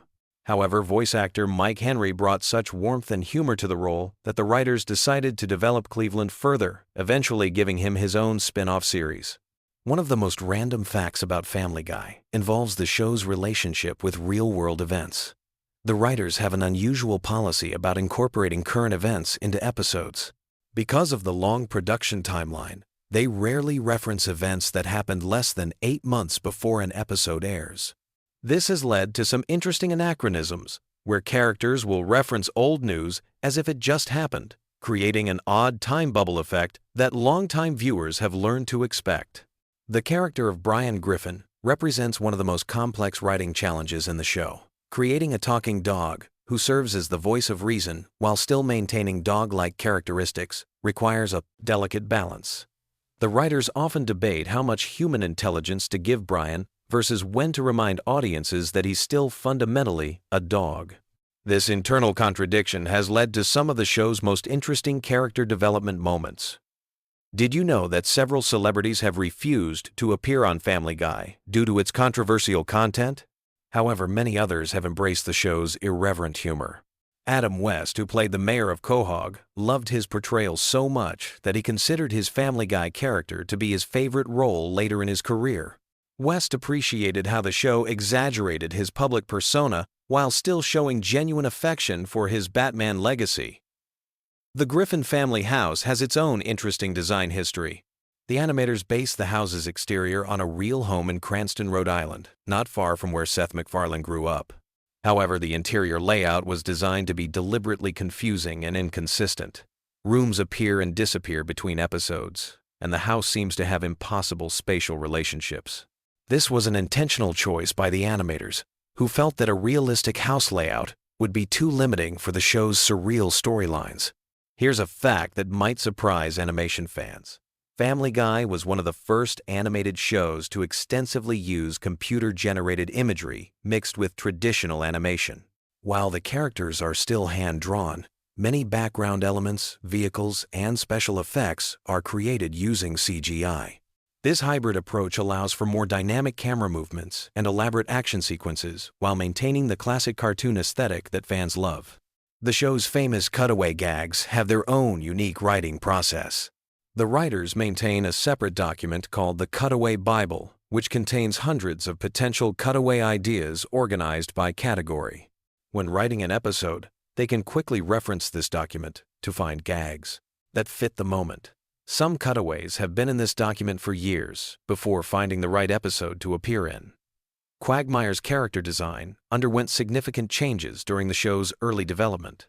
Originally, he was going to be much older and was designed to look more like a stereotypical dirty old man. However, the animators felt this made him too creepy and unsympathetic. They gradually made him younger and more cartoonish, which allowed them to push his character's outrageous behavior further while keeping him somewhat likable. The voice of Stewie Griffin required Seth MacFarlane to develop a unique vocal technique. To create Stewie's distinctive British accent and sophisticated vocabulary, MacFarlane studied recordings of Rex Harrison, particularly his performance in My Fair Lady. He then combined this with elements of Thurston Howell III from Gilligan's Island to create Stewie's pompous, intellectual tone. MacFarlane has said that Stewie is the most physically demanding character for him to voice, often leaving recording sessions with a sore throat. One of the strangest production facts about Family Guy involves the show's approach to celebrity deaths. The writers maintain a file of pre-written jokes about various celebrities, organized by age and health status. This allows them to quickly produce episodes that reference celebrity deaths without seeming exploitative or rushed. However, they've occasionally had to scrap entire episodes when celebrities they'd written jokes about outlived expectations. The character of Joe Swanson was inspired by a real person that Seth MacFarlane knew in college. Joe's positive attitude, despite his disability, was based on a classmate who had been paralyzed in a skiing accident, but remained one of the most optimistic people MacFarlane had ever met. The writers take Joe's character seriously, often consulting with disability advocacy groups to ensure their portrayal is respectful, while still allowing for commentemporation of varioe. The show's trademark humor. Did you know that Family Guy has influenced real-world language? Several phrases from the show have entered common usage, including "giggity, shut up Meg," and "whose leg do you have to hump to get a dry martini around here?" Linguists have noted that the show's impact on casual speech patterns, particularly among younger viewers, has been surprisingly significant for an animated comedy. The show's musical numbers require a completely different production process than regular episodes. Seth MacFarlane, who has a background in musical theater, often writes the songs himself. The production team includes professional musicians and choreographers who help design the elaborate musical sequences. Some of the show's musical episodes have taken over a year to complete, with the songs recorded by full orchestras in professional studios. Here's something that might surprise you about the show's international versions. Family Guy is broadcast in over 50 countries, and many jokes are completely rewritten for different cultures. The German version, for example, changes many of the pop culture references to focus on German celebrities and historical events. The process of adapting the show for international audiences often requires rewriting entire scenes while maintaining the same comedic timing. The character of Death, who appears occasionally throughout the series, was almost given his own spin-off show. The concept would have followed Death as he went about his daily job of collecting souls, with each episode featuring guest appearances by Family Guy characters. The idea was shelved when the writers realized it would be too dark for the show's target demographic, but elements of the concept occasionally appear in Death's appearances on the main show. Family Guy's production team includes several former Disney animators who brought traditional animation techniques to the show's more elaborate sequences. This blend of old-school animation craftsmanship with modern computer technology gives Family Guy a unique visual style that sets it apart from other animated comedies. The animators often hide small details and Easter eggs in background scenes that only dedicated fans notice. The show's approach to time and continuity is deliberately inconsistent, but there's actually a method to the madness. The writers maintain what they call a flexible timeline, where characters can age or remain the same age depending on what serves the story best. This allows them to explore different aspects of characters without being locked into strict chronological progression. One final random fact to end our journey through the world of Family Guy. The show's theme song was originally much longer and included additional verses about each family member.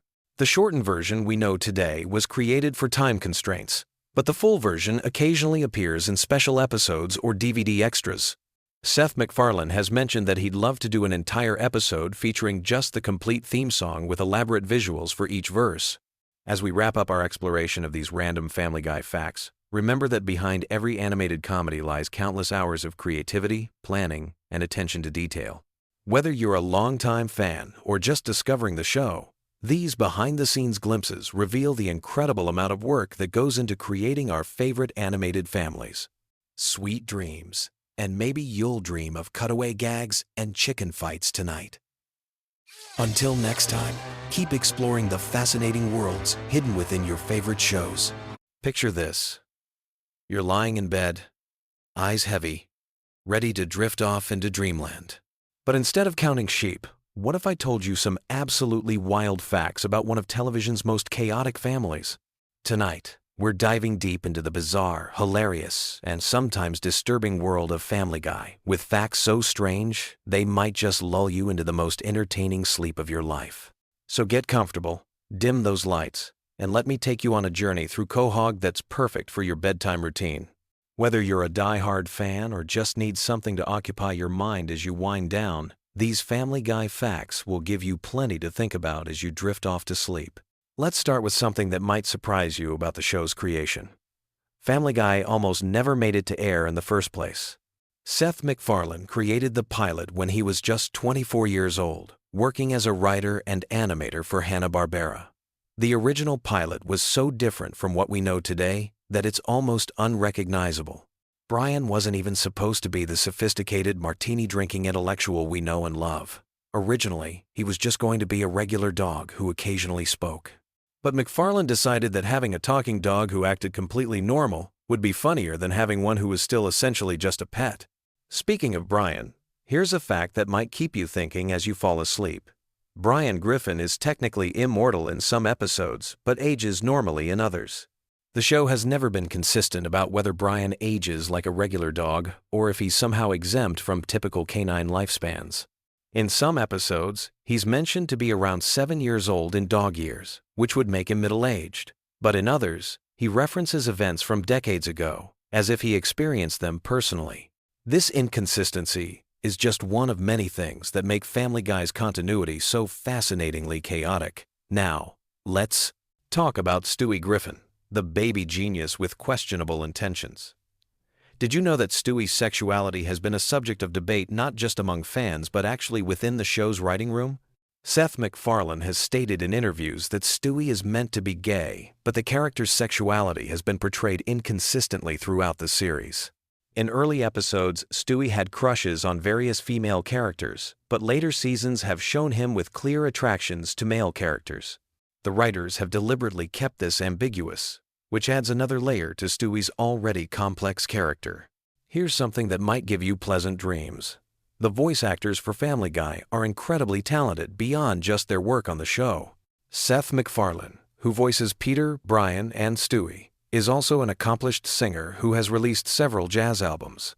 His singing voice is so good that he's performed with major orchestras and has even done tribute concerts to classic crooners like Frank Sinatra. Imagine Peter Griffin serenading you to sleep with smooth jazz standards. Let's dive into some facts about the show's most controversial character, Peter Griffin himself. Peter's weight has been a running gag throughout the series. But did you know that his exact weight has been mentioned multiple times with wildly different numbers? In some episodes, he's said to weigh around 270 pounds, while in others, the number jumps to over 300. The inconsistency is intentional, reflecting how the show treats Peter's physical characteristics as fluid depending on what's funniest for any given episode. Peter's job history is another source of endless entertainment and confusion. Throughout the series, he's worked at a toy factory, a brewery, various other random jobs, and has even been unemployed for extended periods. But here's what's interesting. The show never explains how the Griffin family maintains their lifestyle during Peter's unemployed periods. They live in a decent house in what appears to be a middle-class neighborhood, yet Peter's employment status seems to have no impact on their standard of living. It's one of those cartoon logic elements that you just have to accept. Speaking of the Griffin house, have you ever noticed that the layout seems to change between episodes? Sometimes there are rooms that appear out of nowhere, and other times, familiar rooms seem to vanish. The basement, in particular, seems to change size and purpose depending on the episode's needs. In some episodes, it's a small storage space, while in others, it's large enough to hold elaborate contraptions or even entire gatherings. This kind of flexible architecture is common in animated shows, but Family Guy takes it to particularly absurd lengths. Let's talk about Meg Griffin, the family's perpetual punching bag. Here's a fact that might surprise you. Meg was originally supposed to be the most normal character in the family, serving as the audience's point of view into this chaotic household. But as the show evolved, the writers found it funnier to make her the target of everyone's abuse. This shift happened gradually over the first few seasons, and by the time it was fully established, Meg had transformed from a relatable teenager into a character whose suffering was played for laughs. The voice of Meg has also changed throughout the series. Originally voiced by Lacey Chabert, the role was taken over by Mila Kunis starting in Season 2. The transition was so seamless that many viewers didn't even notice the change. Kunis was actually still a teenager when she started voicing Meg, making her closer in age to the character than most voice actors are to their animated counterparts. Here's a soothing fact about the show's animation style. Family Guy uses a technique called cutaway gags that allows for infinite creative possibilities. These brief segments, usually introduced by phrases like, "This is worse than the time," allow the animators to create completely different scenarios, time periods, and art styles within a single episode. Some of these cutaways reference obscure pop culture moments, while others create entirely fictional scenarios. The animators have said that creating these cutaways is one of the most enjoyable parts of working on the show because there are virtually no limitations on what they can create. Let's discuss some facts about Quahog, the fictional Rhode Island town where the Griffins live. The town's name is actually a type of clam, which is fitting given Rhode Island's coastal location. But here's what's interesting. The geography of Quahog seems to change depending on the episode's needs. Sometimes it's portrayed as a small town where everyone knows each other, while other times it seems large enough to support multiple shopping districts, airports, and major venues. The town has everything from a small town feel to big city amenities, depending on what the plot requires. The Drunken Clam, the bar where Peter and his friends hang out, is based on real bars that McFarlane frequented during his college years. The atmosphere and the type of conversations that happen there are drawn from McFarlane's actual experiences, which explains why the dialogue often feels so authentic despite the absurd situations. Here's something that might help you drift off. The show's theme song is intentionally designed to be catchy and memorable, but it's also shorter than most television theme songs. This was a deliberate choice to maximize the amount of time available for actual content in each episode. The brevity of the theme song allows for more jokes and story development, which is part of why Family Guy episodes often feel packed with content. Let's talk about some of the show's recurring characters and their origins. Glenn Quagmire, the Griffins' oversexed neighbor, was originally conceived as a minor character who would appear occasionally, but the writers found his character so entertaining that he became a regular part of the cast. His distinctive laugh and catchphrase, "giggity," weren't in the original character design, but developed naturally as the voice actor, Seth MacFarlane, experimented with the character's vocal patterns. Cleveland Brown, Peter's friend who eventually got his own spin-off show, was originally going to be a very different character. The writers initially conceived him as being more similar to Peter in personality, but they decided it would be funnier to make him the calm, rational member of the group. This decision led to Cleveland becoming the voice of reason among Peter's friends, often serving as a counterbalance to their more outrageous behavior. Joe Swanson, the paraplegic police officer, was created to add diversity to the show's cast, but the writers were careful to make his disability just one aspect of his character rather than his defining trait. In many episodes, Joe is the most competent and heroic character, often solving problems that the other characters can't handle. His wheelchair is rarely portrayed as a limitation, and he's often shown doing things that would be impossible for anyone, disabled or not. Here's a relaxing fact about the show's production schedule. Family Guy episodes are typically produced months in advance, which allows the animators and voice actors to take their time perfecting each episode. Unlike live-action shows that have to rush to meet weekly deadlines, animated shows like Family Guy can spend weeks on individual scenes, ensuring that every joke lands and every visual gag is perfectly timed. The show's writers' room operates on a collaborative system where anyone can contribute ideas, regardless of their official role on the show. This has led to some of the show's most memorable moments coming from unexpected sources. Sometimes the person responsible for continuity might suggest a joke that becomes central to an episode, or a voice actor might improvise a line that becomes a recurring catchphrase. Let's discuss some facts about the show's cultural impact that might give you something peaceful to think about as you fall asleep. Family Guy has been translated into dozens of languages, and each version faces the challenge of adapting American cultural references for international audiences. Some jokes that work perfectly in English become completely different jokes in other languages, while others are replaced entirely with references that local audiences will understand. The show's influence on internet culture has been enormous. Many of Family Guy's cutaway gags and memorable quotes have become memes that spread far beyond the show's original audience. The phrase, "Oh no," in Peter's distinctive voice, for example, became a popular reaction GIF used in contexts that have nothing to do with the show itself. Here's something interesting about the show's approach to celebrity guest stars. Unlike many animated shows that cast celebrities to voice characters similar to themselves, Family Guy often has famous people voice characters that are completely different from their real personalities. This approach has led to some surprising and entertaining performances that showcase different sides of well-known actors and musicians. The show's approach to continuity is deliberately inconsistent, which actually makes it more relaxing to watch in some ways. You don't need to remember every detail from previous episodes to understand what's happening, because the show often contradicts its own established facts for the sake of a good joke. This means you can watch episodes in any order and still enjoy them fully, which is perfect for casual viewing or when you're trying to wind down.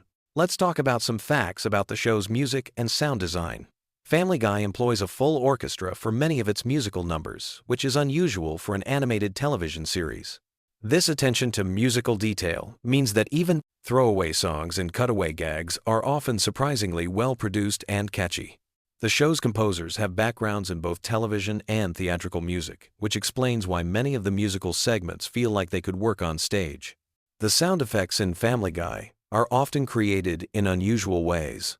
The iconic sound of Peter falling down and hurting himself, which happens in almost every episode, is actually a combination of several different sounds layered together. The voice actors often provide their own sound effects during recording sessions, which gives the show a more organic feel than if all the sounds were added in post-production. Here's a fact that might help you smile as you drift off. The show's animators often hide small details in backgrounds that only the most observant viewers will notice. These Easter eggs can be anything from references to other shows, inside jokes among the production staff, or even tiny animations that have nothing to do with the main story. Finding these hidden details has become a hobby for some fans, who watch episodes multiple times just to catch things they missed.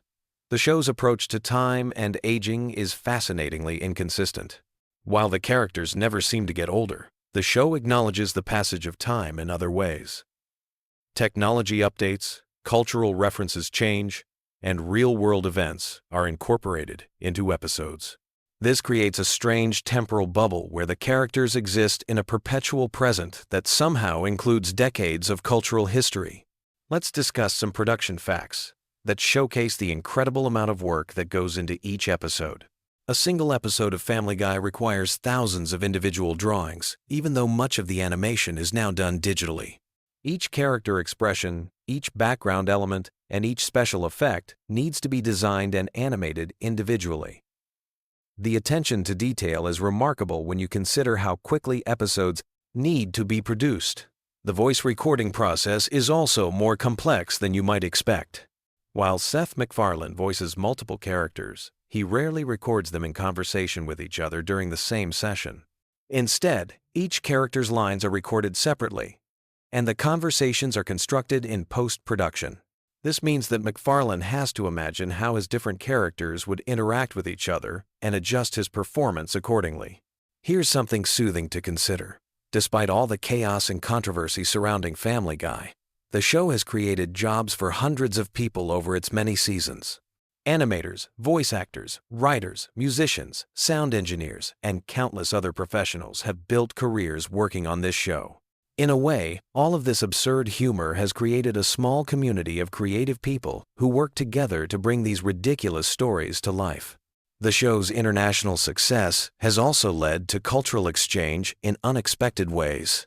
American animators have learned techniques from international studios, while animators from other countries have brought their own cultural perspectives to American television. This cross-pollination of ideas has enriched the medium of animation as a whole. As we near the end of our journey through these Family Guy facts, let's consider something that might give you pleasant dreams. The show's enduring popularity suggests that there's something universally appealing about stories of dysfunctional families who, despite all their problems, somehow stick together. Even though the Griffin family is exaggerated to absurd proportions, there's something recognizable about their dynamics that resonates with audiences around the world. The show's ability to find humor in everyday situations, even when those situations are taken to impossible extremes, reflects a fundamentally optimistic view of life. No matter how bad things get, there's always something to laugh about. This perspective can be oddly comforting when you're trying to wind down from your own day's challenges. So, as you drift off to sleep tonight, you can think about this wild, wonderful, and completely unpredictable animated world where anything can happen, where the impossible is routine, and where laughter is always just around the corner. Sweet dreams, and may your rest be as peaceful as a Quahog evening, minus all the explosions and chaos, of course. Whether you're a longtime fan or someone who's just discovered these bizarre facts, I hope this journey through Family Guy's strange universe has given you something entertaining to think about as you fall asleep. Remember, in the world of animation, anything is possible, and tomorrow is just another opportunity for new adventures and unexpected laughs. Hey there, night owls and Family Guy fanatics. If you're scrolling through YouTube at 3 in the morning looking for something to help you drift off to dreamland, you've stumbled upon the perfect video. Tonight we're diving deep into the bizarre, hilarious, and sometimes completely unhinged world of Family Guy with some truly wild facts that'll either lull you to sleep or keep you wide awake wondering how Seth MacFarlane's mind actually works. So grab your favorite blanket, dim those lights, and let's explore the wonderfully weird universe of Quahog, Rhode Island. Trust me, by the end of this journey through Family Guy's most fascinating secrets, you'll either be peacefully snoozing or have a whole new appreciation for just how crazy this show really gets. Let's start with something that might blow your mind. Did you know that Family Guy was actually canceled not once, but twice? Yeah, you heard that right. The show first got the axe in 2002 after just 3 seasons, and Fox thought they were done with the Griffin family forever. But here's where it gets interesting. The show found new life through DVD sales and reruns on Cartoon Network's Adult Swim block.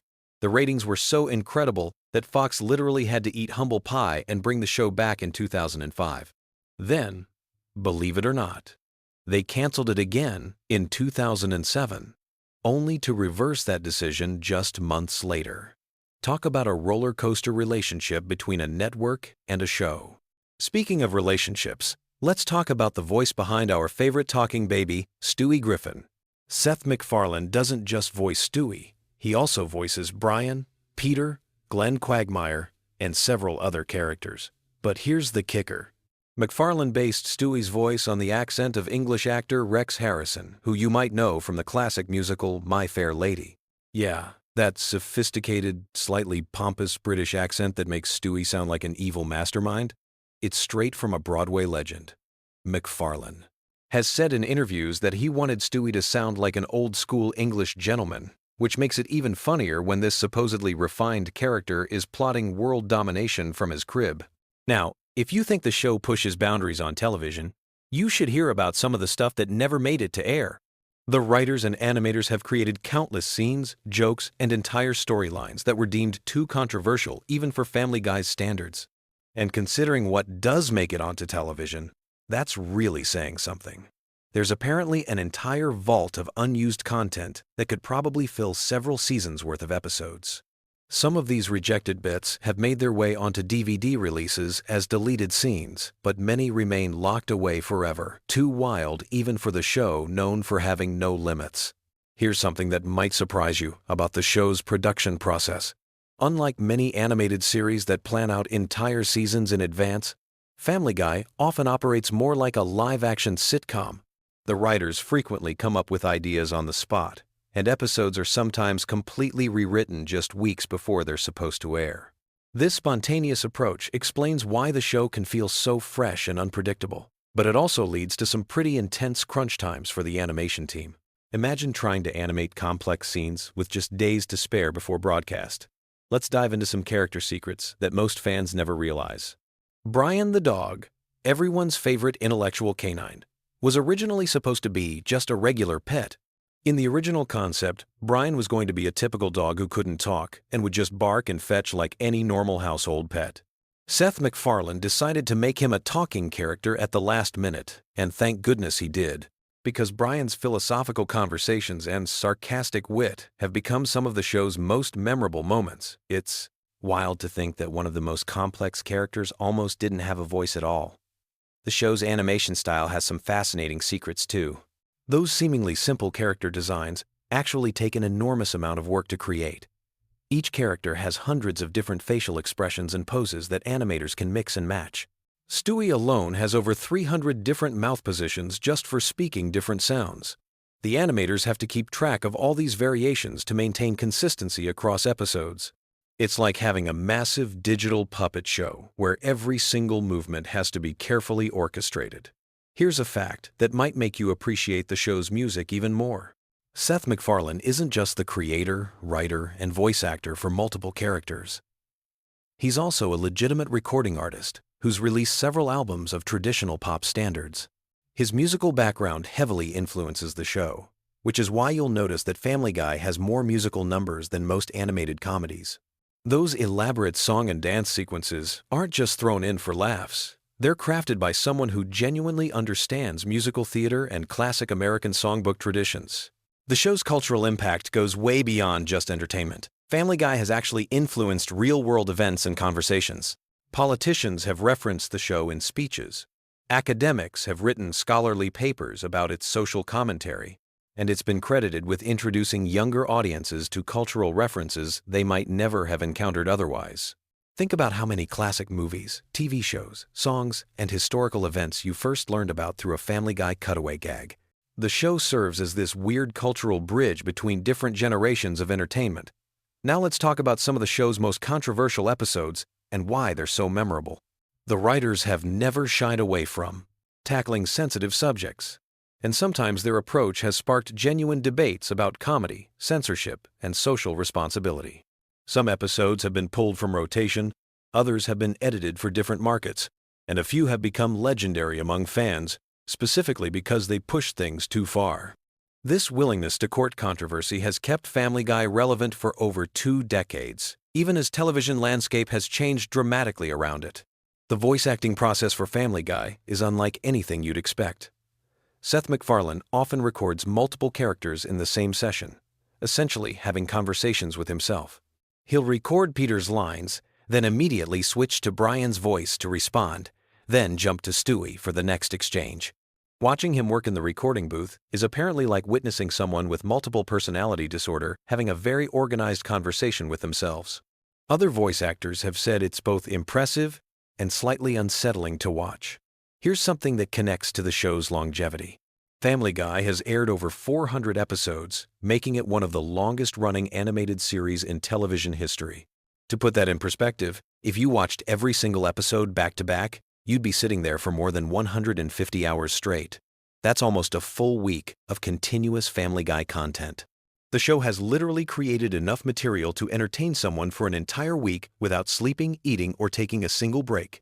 The show's international versions reveal some fascinating cultural differences. Family Guy is broadcast in dozens of countries, and each version has to navigate different censorship standards and cultural sensitivities. In some countries, entire jokes are replaced with completely different content. In others, characters' names are changed, and certain running gags are modified to make sense to local audiences. There are versions of Family Guy where the cultural references are so different that they're essentially completely different shows with the same characters. Let's explore some behind-the-scenes drama that most fans never hear about. Like any long-running show, Family Guy has had its share of creative disagreements, contract disputes, and personality conflicts. Seth MacFarlane has been very public about his occasional frustrations with the show, even stepping back from day-to-day involvement for several seasons. There have been disputes over storylines, character development, and the general direction of the show. Some former writers and voice actors have shared stories about heated arguments in writers' rooms and recording sessions that had to be stopped because of creative differences. The show's merchandising empire is absolutely massive, but some of the most interesting products never made it to market. There have been proposed Family Guy video games, theme park attractions, and even a planned Broadway musical that would have featured the Griffin family in live-action musical theater. The legal and logistical challenges of adapting animated characters for different mediums have killed dozens of potential projects over the years. Imagine walking through a Family Guy theme park, or watching actors in Peter and Lois costumes singing on Broadway. Here's a production secret that reveals how much work goes into each episode. A single 22-minute episode of Family Guy requires approximately 8 months to complete from initial concept to final broadcast. The process involves dozens of writers, voice actors, animators, sound engineers, and editors. Every single frame is reviewed multiple times. Every joke is analyzed and often rewritten. And every visual gag is carefully planned and executed. What looks like simple animation on screen represents thousands of hours of collaborative creative work. The show's relationship with censorship has created some legendary stories. There are episodes that exist in multiple versions, with different levels of content depending on when and where they're broadcast. The uncensored DVD versions of some episodes contain jokes and scenes that have never been seen on television. Meanwhile, daytime reruns are edited so heavily that some episodes are barely recognizable. The writers have learned to create content in layers, knowing that different versions will need different levels of editing for different audiences. Family Guy's influence on internet culture deserves its own discussion. The show has generated countless memes, viral videos, and online discussions. Certain episodes have become legendary specifically because of how they're shared and referenced online. The show's cutaway gag format translates perfectly to social media, where short, punchy jokes can be easily shared and remixed. Some Family Guy moments have become more famous as internet memes than they ever were as television content. The voice acting talent that has appeared on Family Guy reads like a who's who of entertainment. Celebrities often jump at the chance to appear on the show, sometimes playing themselves, sometimes voicing original characters. The guest star list includes everyone from major Hollywood actors to political figures to professional athletes. Some celebrities have become recurring characters, while others have appeared just once but created memorable moments that fans still talk about years later. Here's something that might change how you watch the show. Many of the seemingly random cutaway gags are actually carefully constructed references to specific movies, TV shows, or historical events. The writers spend considerable time researching these references to make sure they're accurate, even when they're being completely absurd. There are entire databases that catalog every cultural reference in every episode, and the depth of knowledge required to understand all the jokes is honestly staggering. The show's animation has evolved significantly over its run, but not always in ways you might expect. While the overall character designs have remained consistent, the background art, lighting effects, and scene composition have become much more sophisticated. Early episodes look almost primitive compared to recent ones, but the evolution has been so gradual that most viewers don't notice. Comparing the pilot episode to current episodes is like looking at completely different shows that happen to use the same characters. Family Guy's impact on other animated shows cannot be overstated. The success of Family Guy paved the way for countless other adult animated comedies, from American Dad to Rick and Morty to BoJack Horseman. The show proved that animated comedies could tackle adult themes and attract mature audiences, opening up an entire genre that barely existed before. Many current animators and writers cite Family Guy as a direct influence on their work and career choices. The show's approach to storytelling often breaks conventional narrative rules in fascinating ways. Episodes frequently abandon their main plots entirely for extended tangents. Characters regularly break the fourth wall to address the audience directly, and the show often parodies its own format and conventions. This meta approach to comedy requires a level of self-awareness that's rare in television, and it's part of what keeps longtime fans engaged, even after hundreds of episodes. As we wind down this journey through Family Guy's hidden world, it's worth reflecting on how a cartoon about a dysfunctional family in Rhode Island became such a cultural phenomenon.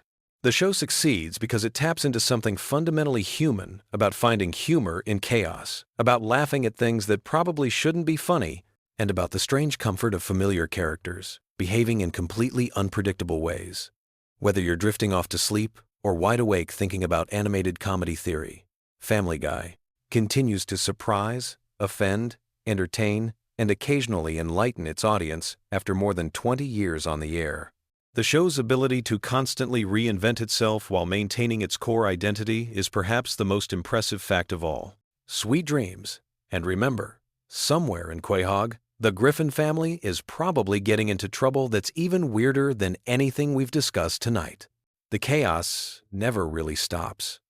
And somehow, that's exactly what makes it so perfect for helping restless minds finally find peace. Until next time, sleep tight and don't let the giant chicken nightmares bite. Have you ever wondered why Family Guy episodes feel like fever dreams that somehow make perfect sense at 3 in the morning? Tonight, we're diving into the most bizarre, unexpected, and downright weird facts about this animated chaos machine that's been keeping us entertained and slightly disturbed for over 2 decades. From secret celebrity cameos you never noticed to production secrets that will change how you watch every episode, these facts are perfect for those late-night rabbit holes when your brain needs something wonderfully random to chew on. Picture this. It's 1999, and a young Seth MacFarlane is sitting in a cramped animation studio, probably surviving on nothing but coffee and pure creative madness, sketching out what would become one of television's most unpredictable shows. But here's something that might surprise you. Family Guy was actually rejected by multiple networks before Fox finally took a chance on it. The original pilot was so different from what we know today that Peter Griffin didn't even have his signature chin dimple. That's right, the most recognizable feature of television's most chaotic dad was an afterthought added later in development. Speaking of Peter Griffin's design, here's a fact that will blow your mind every time you see him on screen. Seth MacFarlane has admitted that Peter's appearance was directly inspired by a security guard he encountered at his college. This unnamed hero of late-night campus safety became the visual foundation for a character who would go on to terrorize animated television for decades. Imagine being that security guard and randomly discovering years later that you're the face of one of America's most beloved cartoon disasters. But the real magic happens when you start digging into the voice acting secrets. Seth MacFarlane doesn't just voice the main characters, he performs Stewie, Brian, Peter, and several recurring characters, often having entire conversations with himself during recording sessions. The studio engineers have described these solo recording sessions as watching someone have the world's most entertaining mental breakdown. MacFarlane literally argues with himself, switches between character voices mid-sentence, and somehow maintains the distinct personality of each character flawlessly. Here's where things get really interesting from a production standpoint. The show's writers have a tradition called the random joke jar, where they collect the most absurd, context-free gags throughout the season. When they're stuck on an episode or need to fill time, they literally reach into this jar and randomly select bizarre scenarios to animate. This explains why you'll be watching a normal family dinner scene that suddenly cuts to a 3-minute sequence about a time-traveling sandwich. It's not lazy writing. It's intentionally chaotic creativity with a system behind the madness. The cutaway gags that make Family Guy so distinctive weren't originally planned to be such a huge part of the show. In early episodes, they used these random flashbacks sparingly. But when they noticed these moments got the biggest laughs and the most social media attention, they leaned into the format completely. Now, these seemingly random interruptions are carefully crafted to hit specific comedic beats and often take longer to animate than the main storyline of entire episodes. One of the most mind-bending facts involves the show's relationship with celebrity guest stars. Many A-list celebrities have appeared on Family Guy without most viewers ever realizing it because their characters are so obscure or brief. Drew Barrymore once voiced a background character who had exactly 3 words of dialogue spread across 2 episodes. The producers love casting major stars in tiny roles as inside jokes for the industry, creating this weird Hollywood treasure hunt for eagle-eyed fans. The character of Stewie Griffin underwent one of television's most subtle character evolutions. In early seasons, Stewie was genuinely intended to be an evil genius baby-plotting world domination. But as the show progressed, the writers began exploring his character's vulnerability and intelligence in different ways. The transition was so gradual that most viewers didn't consciously notice when Stewie evolved from potential supervillain to the show's emotional center and Brian's best friend. This character development happened organically through hundreds of small writing decisions across multiple seasons. Here's something that will change how you watch every Brian and Stewie episode. Their relationship was originally supposed to remain antagonistic throughout the series. The writers planned for Brian to be constantly annoyed by Stewie's schemes and intellectual pretensions. However, the voice-acting chemistry between Seth MacFarlane's 2 characters was so natural and compelling that the writers began crafting episodes specifically around their friendship. Some of the show's most acclaimed episodes, including the time travel and multiverse adventures, exist purely because the Brian-Stewie dynamic became too interesting to ignore. The animation process for Family Guy involves secrets that most fans never consider. Each episode requires approximately 4 months from initial script to final animation. But here's the weird part. They often animate scenes completely out of order, based on character availability and studio scheduling. This means the emotional arc of an episode might be animated backwards, with the climactic scenes completed weeks before the setup scenes. The animators have to maintain character continuity and emotional consistency without seeing the full episode in sequence until the very end of production. Musical numbers in Family Guy aren't just random comedic choices. They serve a specific psychological function in the show's pacing. The writers discovered that musical sequences reset viewer attention spans and create natural breaks in the chaotic energy that defines most episodes. When you feel overwhelmed by rapid-fire jokes and cutaway gags, a musical number gives your brain permission to reset and re-engage with the storyline. It's basically psychological manipulation disguised as entertainment, and it works perfectly. The show's relationship with censorship creates some of the most interesting behind-the-scenes stories. Family Guy pushes boundaries so consistently that the network has entire meetings dedicated to determining what crosses the line versus what's cleverly subversive. The writers have become experts at crafting jokes that technically comply with broadcast standards while still managing to be completely inappropriate. They've turned censorship navigation into its own art form, often making the censored versions of jokes funnier than the original uncensored concepts. Here's a fact that demonstrates the show's cultural impact in ways you might not expect. Family Guy references have been spotted in congressional hearings, Supreme Court footnotes, and international diplomatic communications. Politicians and legal scholars apparently watch the show and unconsciously incorporate its humor patterns into serious discourse. There's something simultaneously hilarious and terrifying about the idea that Stewie Griffin's speech patterns are influencing actual government policy discussions. The economics behind Family Guy reveal fascinating insights into modern television production. Each episode costs significantly more to produce than most people realize because of the sheer amount of custom animation required for cutaway gags. A single random flashback sequence might require creating entirely new character designs, backgrounds, and animation styles that will never be used again. The show essentially produces mini-movies within every episode, making it one of the most expensive animated series on television, despite its seemingly simple art style. Voice recording sessions for Family Guy episodes are legendary among industry professionals for their complete unpredictability. Seth MacFarlane often improvises entire scenes in character, creating alternate versions of jokes that the writers never conceived. Sometimes these improvised moments are so funny that entire episode plots get rewritten around a single spontaneous line delivery.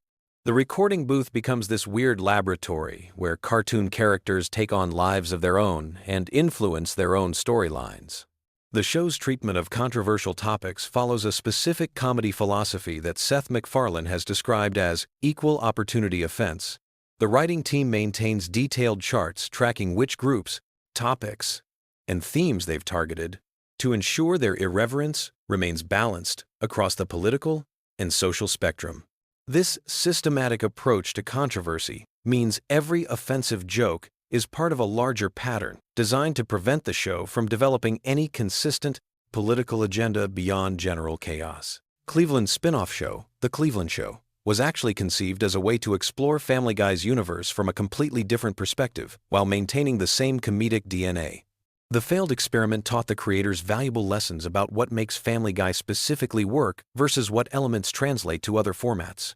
Cleveland's return to Family Guy brought with him subtle character changes informed by his solo series experience, creating this weird continuity where a character evolved through his own failed show. The internet age has transformed how Family Guy episodes are created and consumed. The writers now monitor social media reactions to episodes in real time and adjust future storylines based on which jokes generate the most memes and viral moments. This feedback loop means the show is constantly evolving to match internet culture while simultaneously influencing internet culture.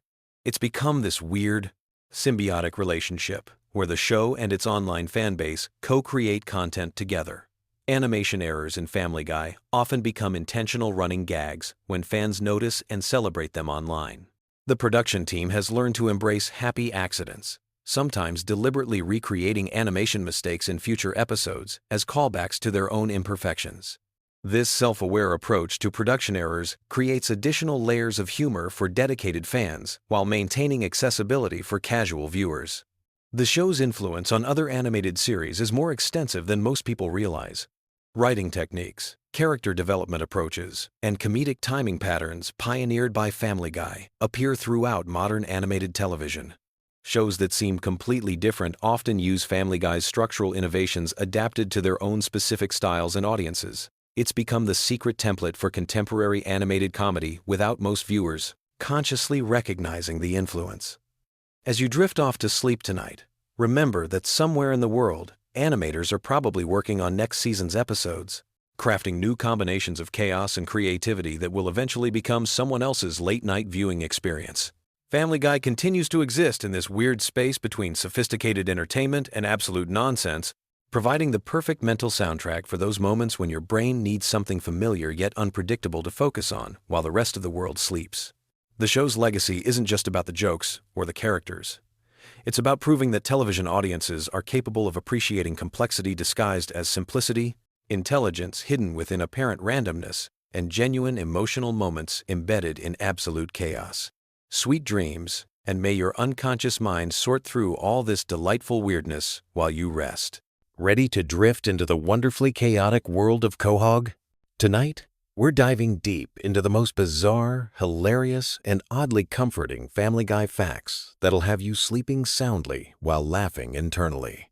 From the Griffin family's darkest secrets to the most obscure trivia that even die-hard fans might miss, this is your ultimate bedtime companion for all things Family Guy. Let's start with something that might surprise you.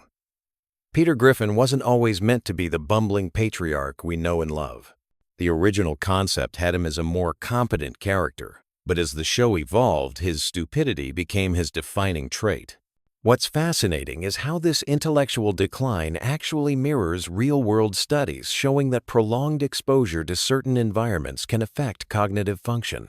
Peter's workplace at the brewery, his constant drinking, and his circle of equally dim friends created the perfect storm for his legendary ignorance. Speaking of Peter's proud intelligence, did you know his IQ has been tested multiple times throughout the series? While never explicitly stated, various episodes hint that it hovers somewhere between a goldfish and a particularly slow houseplant. The writers deliberately keep it vague because, as creator Seth MacFarlane once mentioned in interviews, giving Peter a specific IQ would limit the comedic possibilities. Sometimes he needs to be smart enough to operate heavy machinery. Other times he can't figure out how doorknobs work. The Griffin house itself holds secrets that most viewers never notice. The layout has mysteriously changed dozens of times throughout the series, with rooms appearing and disappearing like they're part of some supernatural phenomenon. The basement alone has been everything from a simple storage space to an elaborate laboratory, a nightclub, and even home to Peter's secret basement family. This isn't just inconsistent animation, it's actually become a running gag among the production team, who deliberately shift the house's internal geography to mess with detail-oriented fans. Here's something that'll make you appreciate Stewie even more. His distinctive British accent wasn't originally planned. Seth MacFarlane was experimenting with different voices during early development, and the posh British accent was meant to be temporary. However, when they recorded the first few episodes, the contrast between this sophisticated voice coming from a baby was so hilarious that they kept it. The accent also serves a deeper purpose, representing Stewie's intellectual superiority over his family, while simultaneously making his evil plots seem more theatrical than genuinely threatening. Brian Griffin represents one of television's most complex characters when you really think about it. He's an atheist in a predominantly Christian household, a failed writer in a family that doesn't value intellectual pursuits, and an alcoholic struggling with depression while maintaining a facade of being the voice of reason. The writers have used Brian to explore serious topics like addiction, mental health, and existential crisis, all while keeping the show fundamentally comedic. His relationship with Stewie works so well because they're both outsiders in their own family, bonded by their shared sense of not quite belonging. The show's animation style has evolved dramatically since its debut, but one thing that's remained consistent is the deliberate simplicity of character designs. This wasn't just a budget consideration. It was an artistic choice that allows for more fluid animation during the show's famous action sequences. Those epic Peter versus giant chicken fights require characters that can be drawn quickly and consistently by multiple animators, which is why everyone has such distinctive, simple silhouettes. Cleveland's departure and return to the show created one of the most interesting character arcs in animated television. When he left for his own spin-off, the writers had to figure out how to maintain the dynamic of Peter's friend group. Joe and Quagmire's personalities were subtly adjusted to fill the void Cleveland left behind. When Cleveland returned after his show was canceled, he was noticeably different, more cynical, and world-weary, reflecting both the character's experiences and perhaps the writer's own feelings about the failed spin-off. The show's time travel episodes aren't just random comedy. They're actually carefully constructed to avoid major paradoxes while still allowing for maximum chaos. Stewie's time machine has specific rules that the writers follow consistently, even when it's not explicitly stated. Time travelers can't prevent their own birth. Major historical events have a way of correcting themselves, and actions in the past create ripple effects rather than complete timeline rewrites. This attention to detail in such a seemingly chaotic show demonstrates the sophisticated writing behind the surface-level humor. Meg's treatment by her family has sparked countless discussions about bullying and family dynamics. What's interesting is that the writers have admitted they sometimes feel guilty about how harshly Meg is treated, leading to occasional episodes where she gets small victories or moments of genuine family connection. These episodes often perform better with audiences, suggesting that viewers appreciate depth even in characters who primarily exist for comic relief. The show's use of cutaway gags serves a purpose beyond just random humor. These flashbacks and fantasy sequences allow the writers to explore scenarios that would be impossible within the show's normal continuity. They're also used strategically to control pacing, breaking up dialogue-heavy scenes or extending episodes that might otherwise run short. Some of the most memorable Family Guy moments come from these seemingly throwaway gags, proving that sometimes the best comedy comes from complete non-sequiturs. Lois Griffin's character represents an interesting study in maternal archetypes.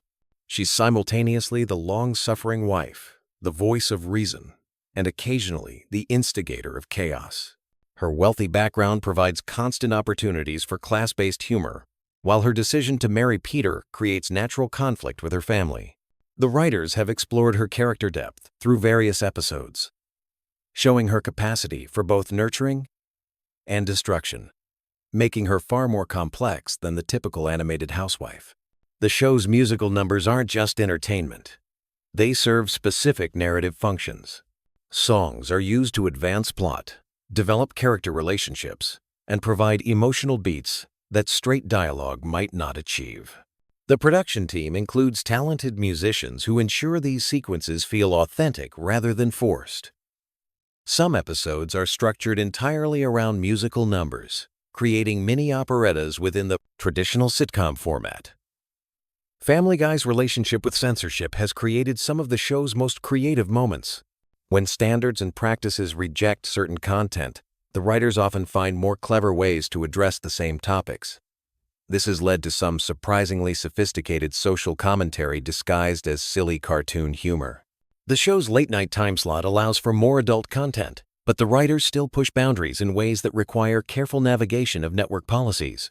The voice acting process for Family Guy is unique in animation. Seth MacFarlane voices multiple main characters, often having conversations with himself that require precise timing and distinct vocal characterizations. Recording sessions involve complex choreography as he switches between Peter, Brian, and Stewie, sometimes within single scenes. Other voice actors have adapted to this rhythm, creating an ensemble performance style that's rare in animation. The show's treatment of death and resurrection has become increasingly casual over the years. Characters have died and returned so often that mortality has lost much of its dramatic weight. This reflects both the show's cartoon logic and its approach to consequences. Actions that would be traumatic in real life become temporary inconveniences in the Family Guy universe, allowing for more extreme comedy without lasting emotional impact. Product placement and corporate references in Family Guy often serve dual purposes. While they sometimes represent genuine sponsorship deals, they're more often used for satirical commentary on consumer culture. The show frequently mocks the very brands it features, creating a complex relationship between commercial interests and creative expression. This balancing act reflects broader tensions in modern television production. The show's international versions reveal interesting cultural adaptations. Different countries handle the humor differently, sometimes replacing American-specific references with local equivalents. These translations offer insight into how comedy translates across cultural boundaries and what elements of Family Guy appeal to global audiences versus American-specific humor. Background characters in Family Guy often have surprisingly detailed backstories that never make it into episodes. The writers develop full histories for even minor characters, creating a rich fictional universe that extends beyond what viewers see. This attention to detail helps maintain consistency and provides material for potential future storylines, even if most of this information never becomes canonical. The show's handling of controversial topics has evolved significantly since its early seasons. What began as relatively straightforward shock humor has developed into more nuanced social commentary, though it still maintains its irreverent tone. The writers have learned to balance pushing boundaries with responsible storytelling, creating content that generates discussion rather than just controversy. Seth MacFarlane's musical background significantly influences the show's comedy style. His training in musical theater brings a sense of timing and rhythm to dialogue that's unusual in animated comedy. This musical sensibility affects everything from joke delivery to episode pacing, creating a unique comedic rhythm that distinguishes Family Guy from other animated series. The show's science fiction elements, particularly Stewie's inventions, follow surprisingly consistent internal logic. Time machines, mind control devices, and other fantastic technologies operate according to established rules within the show's universe. This consistency allows for complex storylines that span multiple episodes while maintaining the suspension of disbelief necessary for science fiction comedy. Family Guy's influence on internet culture extends far beyond simple memes. The show's rapid-fire reference style and cutaway structure mirror how information is consumed online, creating a feedback loop between the show and digital culture. Clips and quotes circulate independently of full episodes, creating new contexts and meanings for the show's content. The production schedule for Family Guy requires incredible coordination between writers, animators, voice actors, and musicians. Each episode involves hundreds of people working across multiple disciplines and locations. The complexity of this process is invisible to viewers, but represents a significant logistical achievement that enables the show's consistent quality and unique style. Character relationship dynamics in Family Guy follow specific patterns that create comedy through repetition and variation. Peter and Chicken's fights, Brian and Stewie's adventures, and Meg's rejection by her family operate like musical themes, with each iteration building on previous versions while introducing new elements. This structural approach to character interaction creates familiarity while maintaining surprise. The show's approach to aging is particularly interesting in animation. Characters remain physically the same while their experiences accumulate, creating personalities that develop without visual change. This allows for long-term character growth while maintaining the visual consistency that animation requires. The writers must balance character development with the static nature of animated characters. Family Guy's educational content is often hidden within comedy. Historical references, scientific concepts, and cultural knowledge are embedded in jokes and storylines, creating opportunities for learning disguised as entertainment. Viewers often gain information about topics they might not otherwise encounter, making the show inadvertently educational despite its primary focus on humor. The show's production team includes specialists in various fields who ensure accuracy in specialized content, medical procedures, legal situations, and technical details are researched to maintain believability even within the show's exaggerated reality. This attention to detail supports the show's ability to tackle complex topics while maintaining its comedic tone. Sound design in Family Guy extends beyond dialogue and music to create a rich auditory landscape. Background sounds, sound effects, and ambient noise contribute to the show's atmosphere and comedic timing. The production team uses audio to enhance visual gags and create emotional responses that support the storytelling. The show's merchandising strategy reflects its cultural impact and commercial success.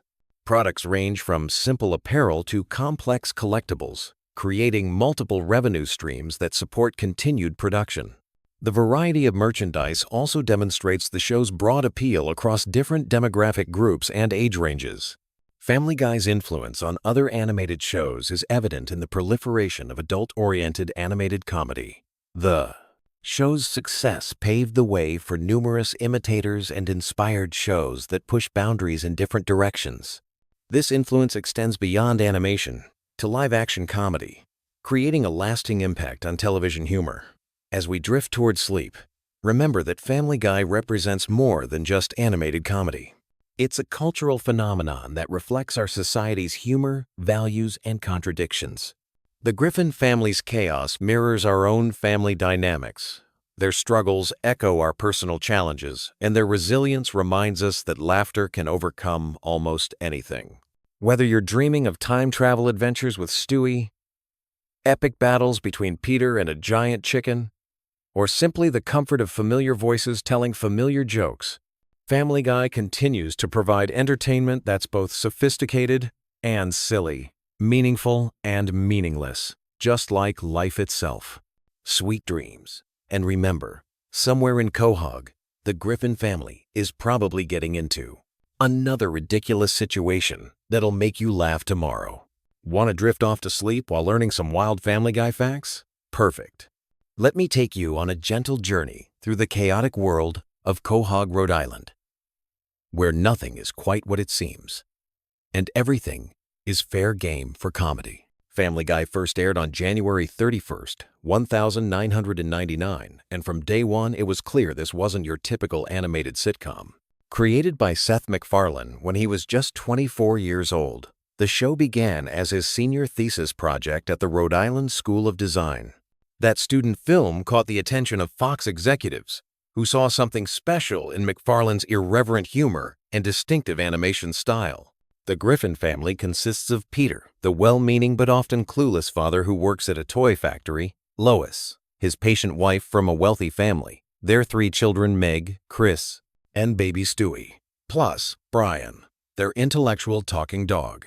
What makes this family unique isn't just that their dog can speak, but that each character represents a different comedic archetype pushed to its absolute extreme. Stewie Griffin, the baby with the British accent and sophisticated vocabulary, wasn't originally meant to be the breakout character he became. In early seasons, his primary motivation was world domination and eliminating his mother Lois. His elaborate schemes and advanced technology created some of the show's most memorable moments. The character's intelligence was so advanced that he built time machines, created clones of himself, and developed weapons that would make military contractors jealous. The show's cutaway gags became its signature storytelling device. These random flashbacks and tangential scenes allowed writers to explore absurd scenarios without worrying about plot continuity. One moment Peter might be arguing with his neighbor, and suddenly we're transported to medieval times or watching a parody of a classic movie. This technique gave Family Guy unlimited creative freedom and became one of its most beloved features.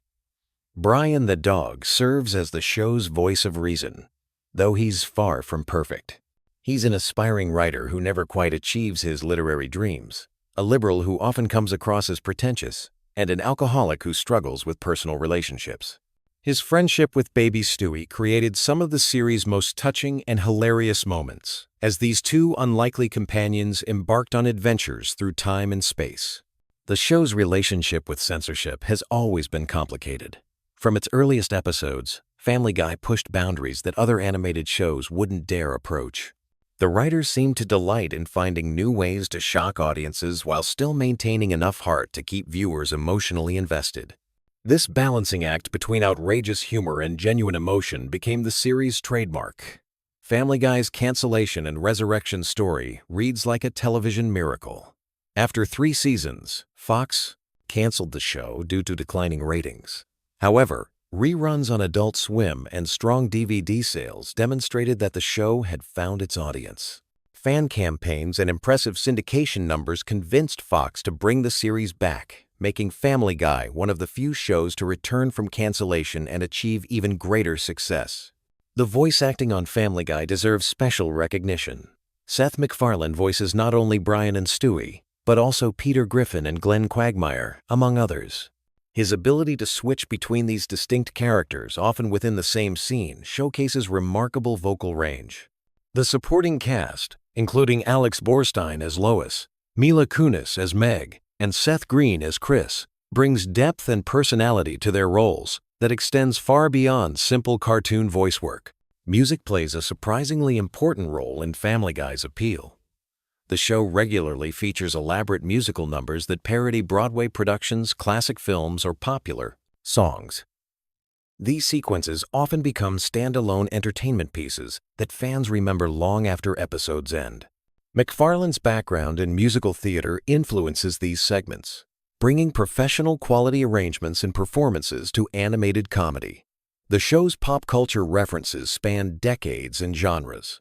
Whether parodying Star Wars, paying homage to classic television shows, or making jokes about contemporary celebrities, Family Guy operates as a cultural time capsule. These references create layers of humor that reward viewers with broad cultural knowledge while still remaining accessible to casual audiences. Family Guy's international success surprised many industry observers. The show airs in over 100 countries and has been translated into dozens of languages. What works as American humor apparently translates well across cultural boundaries, though some countries have edited or banned certain episodes due to content concerns. The animation style of Family Guy deliberately evokes classic television cartoons while incorporating modern techniques. The character designs are simple yet expressive, allowing for quick production turnaround while maintaining visual consistency. This approach enables the show to tackle current events and topical humor without lengthy production delays. Behind the scenes, Family Guy employs a large writing staff that includes many comedy veterans. The writer's room operates on collaborative principles where any idea, no matter how outrageous, gets consideration. This environment encourages creativity and risk-taking that translates directly into the show's unpredictable content. The show's treatment of controversial topics has evolved over its run. Early episodes pushed boundaries primarily for shock value, but later seasons began incorporating more sophisticated social commentary. This evolution reflects both changing cultural attitudes and the writer's growing confidence in addressing serious subjects through comedy. Family Guy merchandise extends far beyond typical television tie-ins. From clothing and toys to video games and books, the Griffin family's image appears on countless products. The show's quotable dialogue and memorable visual gags translate well to consumer goods, creating additional revenue streams that support continued production. The relationship between Family Guy and The Simpsons has fascinated animation fans for years. While both shows feature dysfunctional families and satirical humor, their approaches differ significantly. Family Guy's more chaotic structure and willingness to break narrative rules contrasts with The Simpsons' more grounded storytelling approach. Yet both shows clearly influence each other. Guest stars on Family Guy include major Hollywood names who often play exaggerated versions of themselves. These appearances usually involve the celebrities being subjected to the same irreverent treatment as any other target of the show's humor. The willingness of famous people to participate suggests that being mocked on Family Guy has become a strange mark of cultural relevance. The show's impact on internet culture cannot be overstated. Countless memes, video clips, and quotable moments from Family Guy circulate online constantly. The show's visual humor and memorable one-liners make it perfect for social media sharing, extending its cultural reach far beyond traditional television viewing. Family Guy's production schedule requires incredible efficiency. Animated shows typically have longer lead times than live-action productions, but Family Guy maintains a pace that allows for relatively current topical humor. This balance between animation constraints and comedy timing requires careful planning and execution from the entire production team. The show's portrayal of religion, politics, and social issues often generates discussion and debate. Rather than taking consistent ideological positions, Family Guy seems more interested in finding humor in all perspectives. This approach allows the show to maintain broad appeal, while still engaging with serious topics that matter to audiences. Character development on Family Guy follows unusual patterns compared to traditional television. While most shows feature characters who grow and change over time, Family Guy characters often reset to their baseline personalities between episodes. This approach prioritizes comedy over continuity, allowing writers maximum flexibility in crafting jokes and storylines. The economics of Family Guy's success demonstrate the value of patient investment in creative content. The show's initial cancellation and subsequent revival created a case study in how dedicated fan bases can rescue quality entertainment. This success story has influenced how networks evaluate shows with devoted but initially small audiences. Family Guy's influence on other animated comedies is clearly visible across the television landscape. Shows that followed have adopted similar rapid-fire joke delivery, pop culture references, and willingness to break conventional narrative rules. The series helped establish a new template for adult animated comedy that continues inspiring creators today. The show's approach to historical events and figures creates educational opportunities wrapped in entertainment. While the historical accuracy might be questionable, Family Guy's treatment of past events encourages viewers to learn more about the real stories behind the jokes. This combination of education and entertainment reaches audiences who might otherwise avoid traditional historical programming. Family Guy's live-action sequences and special episodes demonstrate the creative team's willingness to experiment with format. These departures from standard animated episodes show technical ambition and creative risk-taking that keeps the series fresh after more than 2 decades on air. The show's international versions sometimes feature localized content while maintaining the core Family Guy sensibility. These adaptations highlight how universal certain types of humor can be, while also showing how comedy must sometimes adapt to specific cultural contexts. As we wrap up this gentle exploration of Family Guy's world, remember that behind all the chaos and controversy lies a show created by people who genuinely love comedy and aren't afraid to push boundaries in pursuit of laughs. Whether you find Family Guy hilarious or offensive probably depends on your personal comedy preferences, but there's no denying its impact on television and popular culture. The Griffin family continues their adventures in Quahog, bringing their particular brand of mayhem to audiences around the world. From Stewie's latest schemes to Peter's newest workplace disaster. From Brian's philosophical observations to the family's bizarre encounters with neighbors and celebrities. Family Guy remains a unique voice in animated television. So as you drift off to sleep, perhaps you'll dream of talking dogs and time-traveling babies. of elaborate musical numbers and impossible sight gags. In the world of Family Guy, anything can happen, and usually does. Sweet dreams. And remember that in Quahog, Rhode Island, normal is just a setting on the washing machine that nobody ever uses. The show's legacy continues growing with each new episode. Each new generation of fans discovering the Griffin family's adventures for the first time.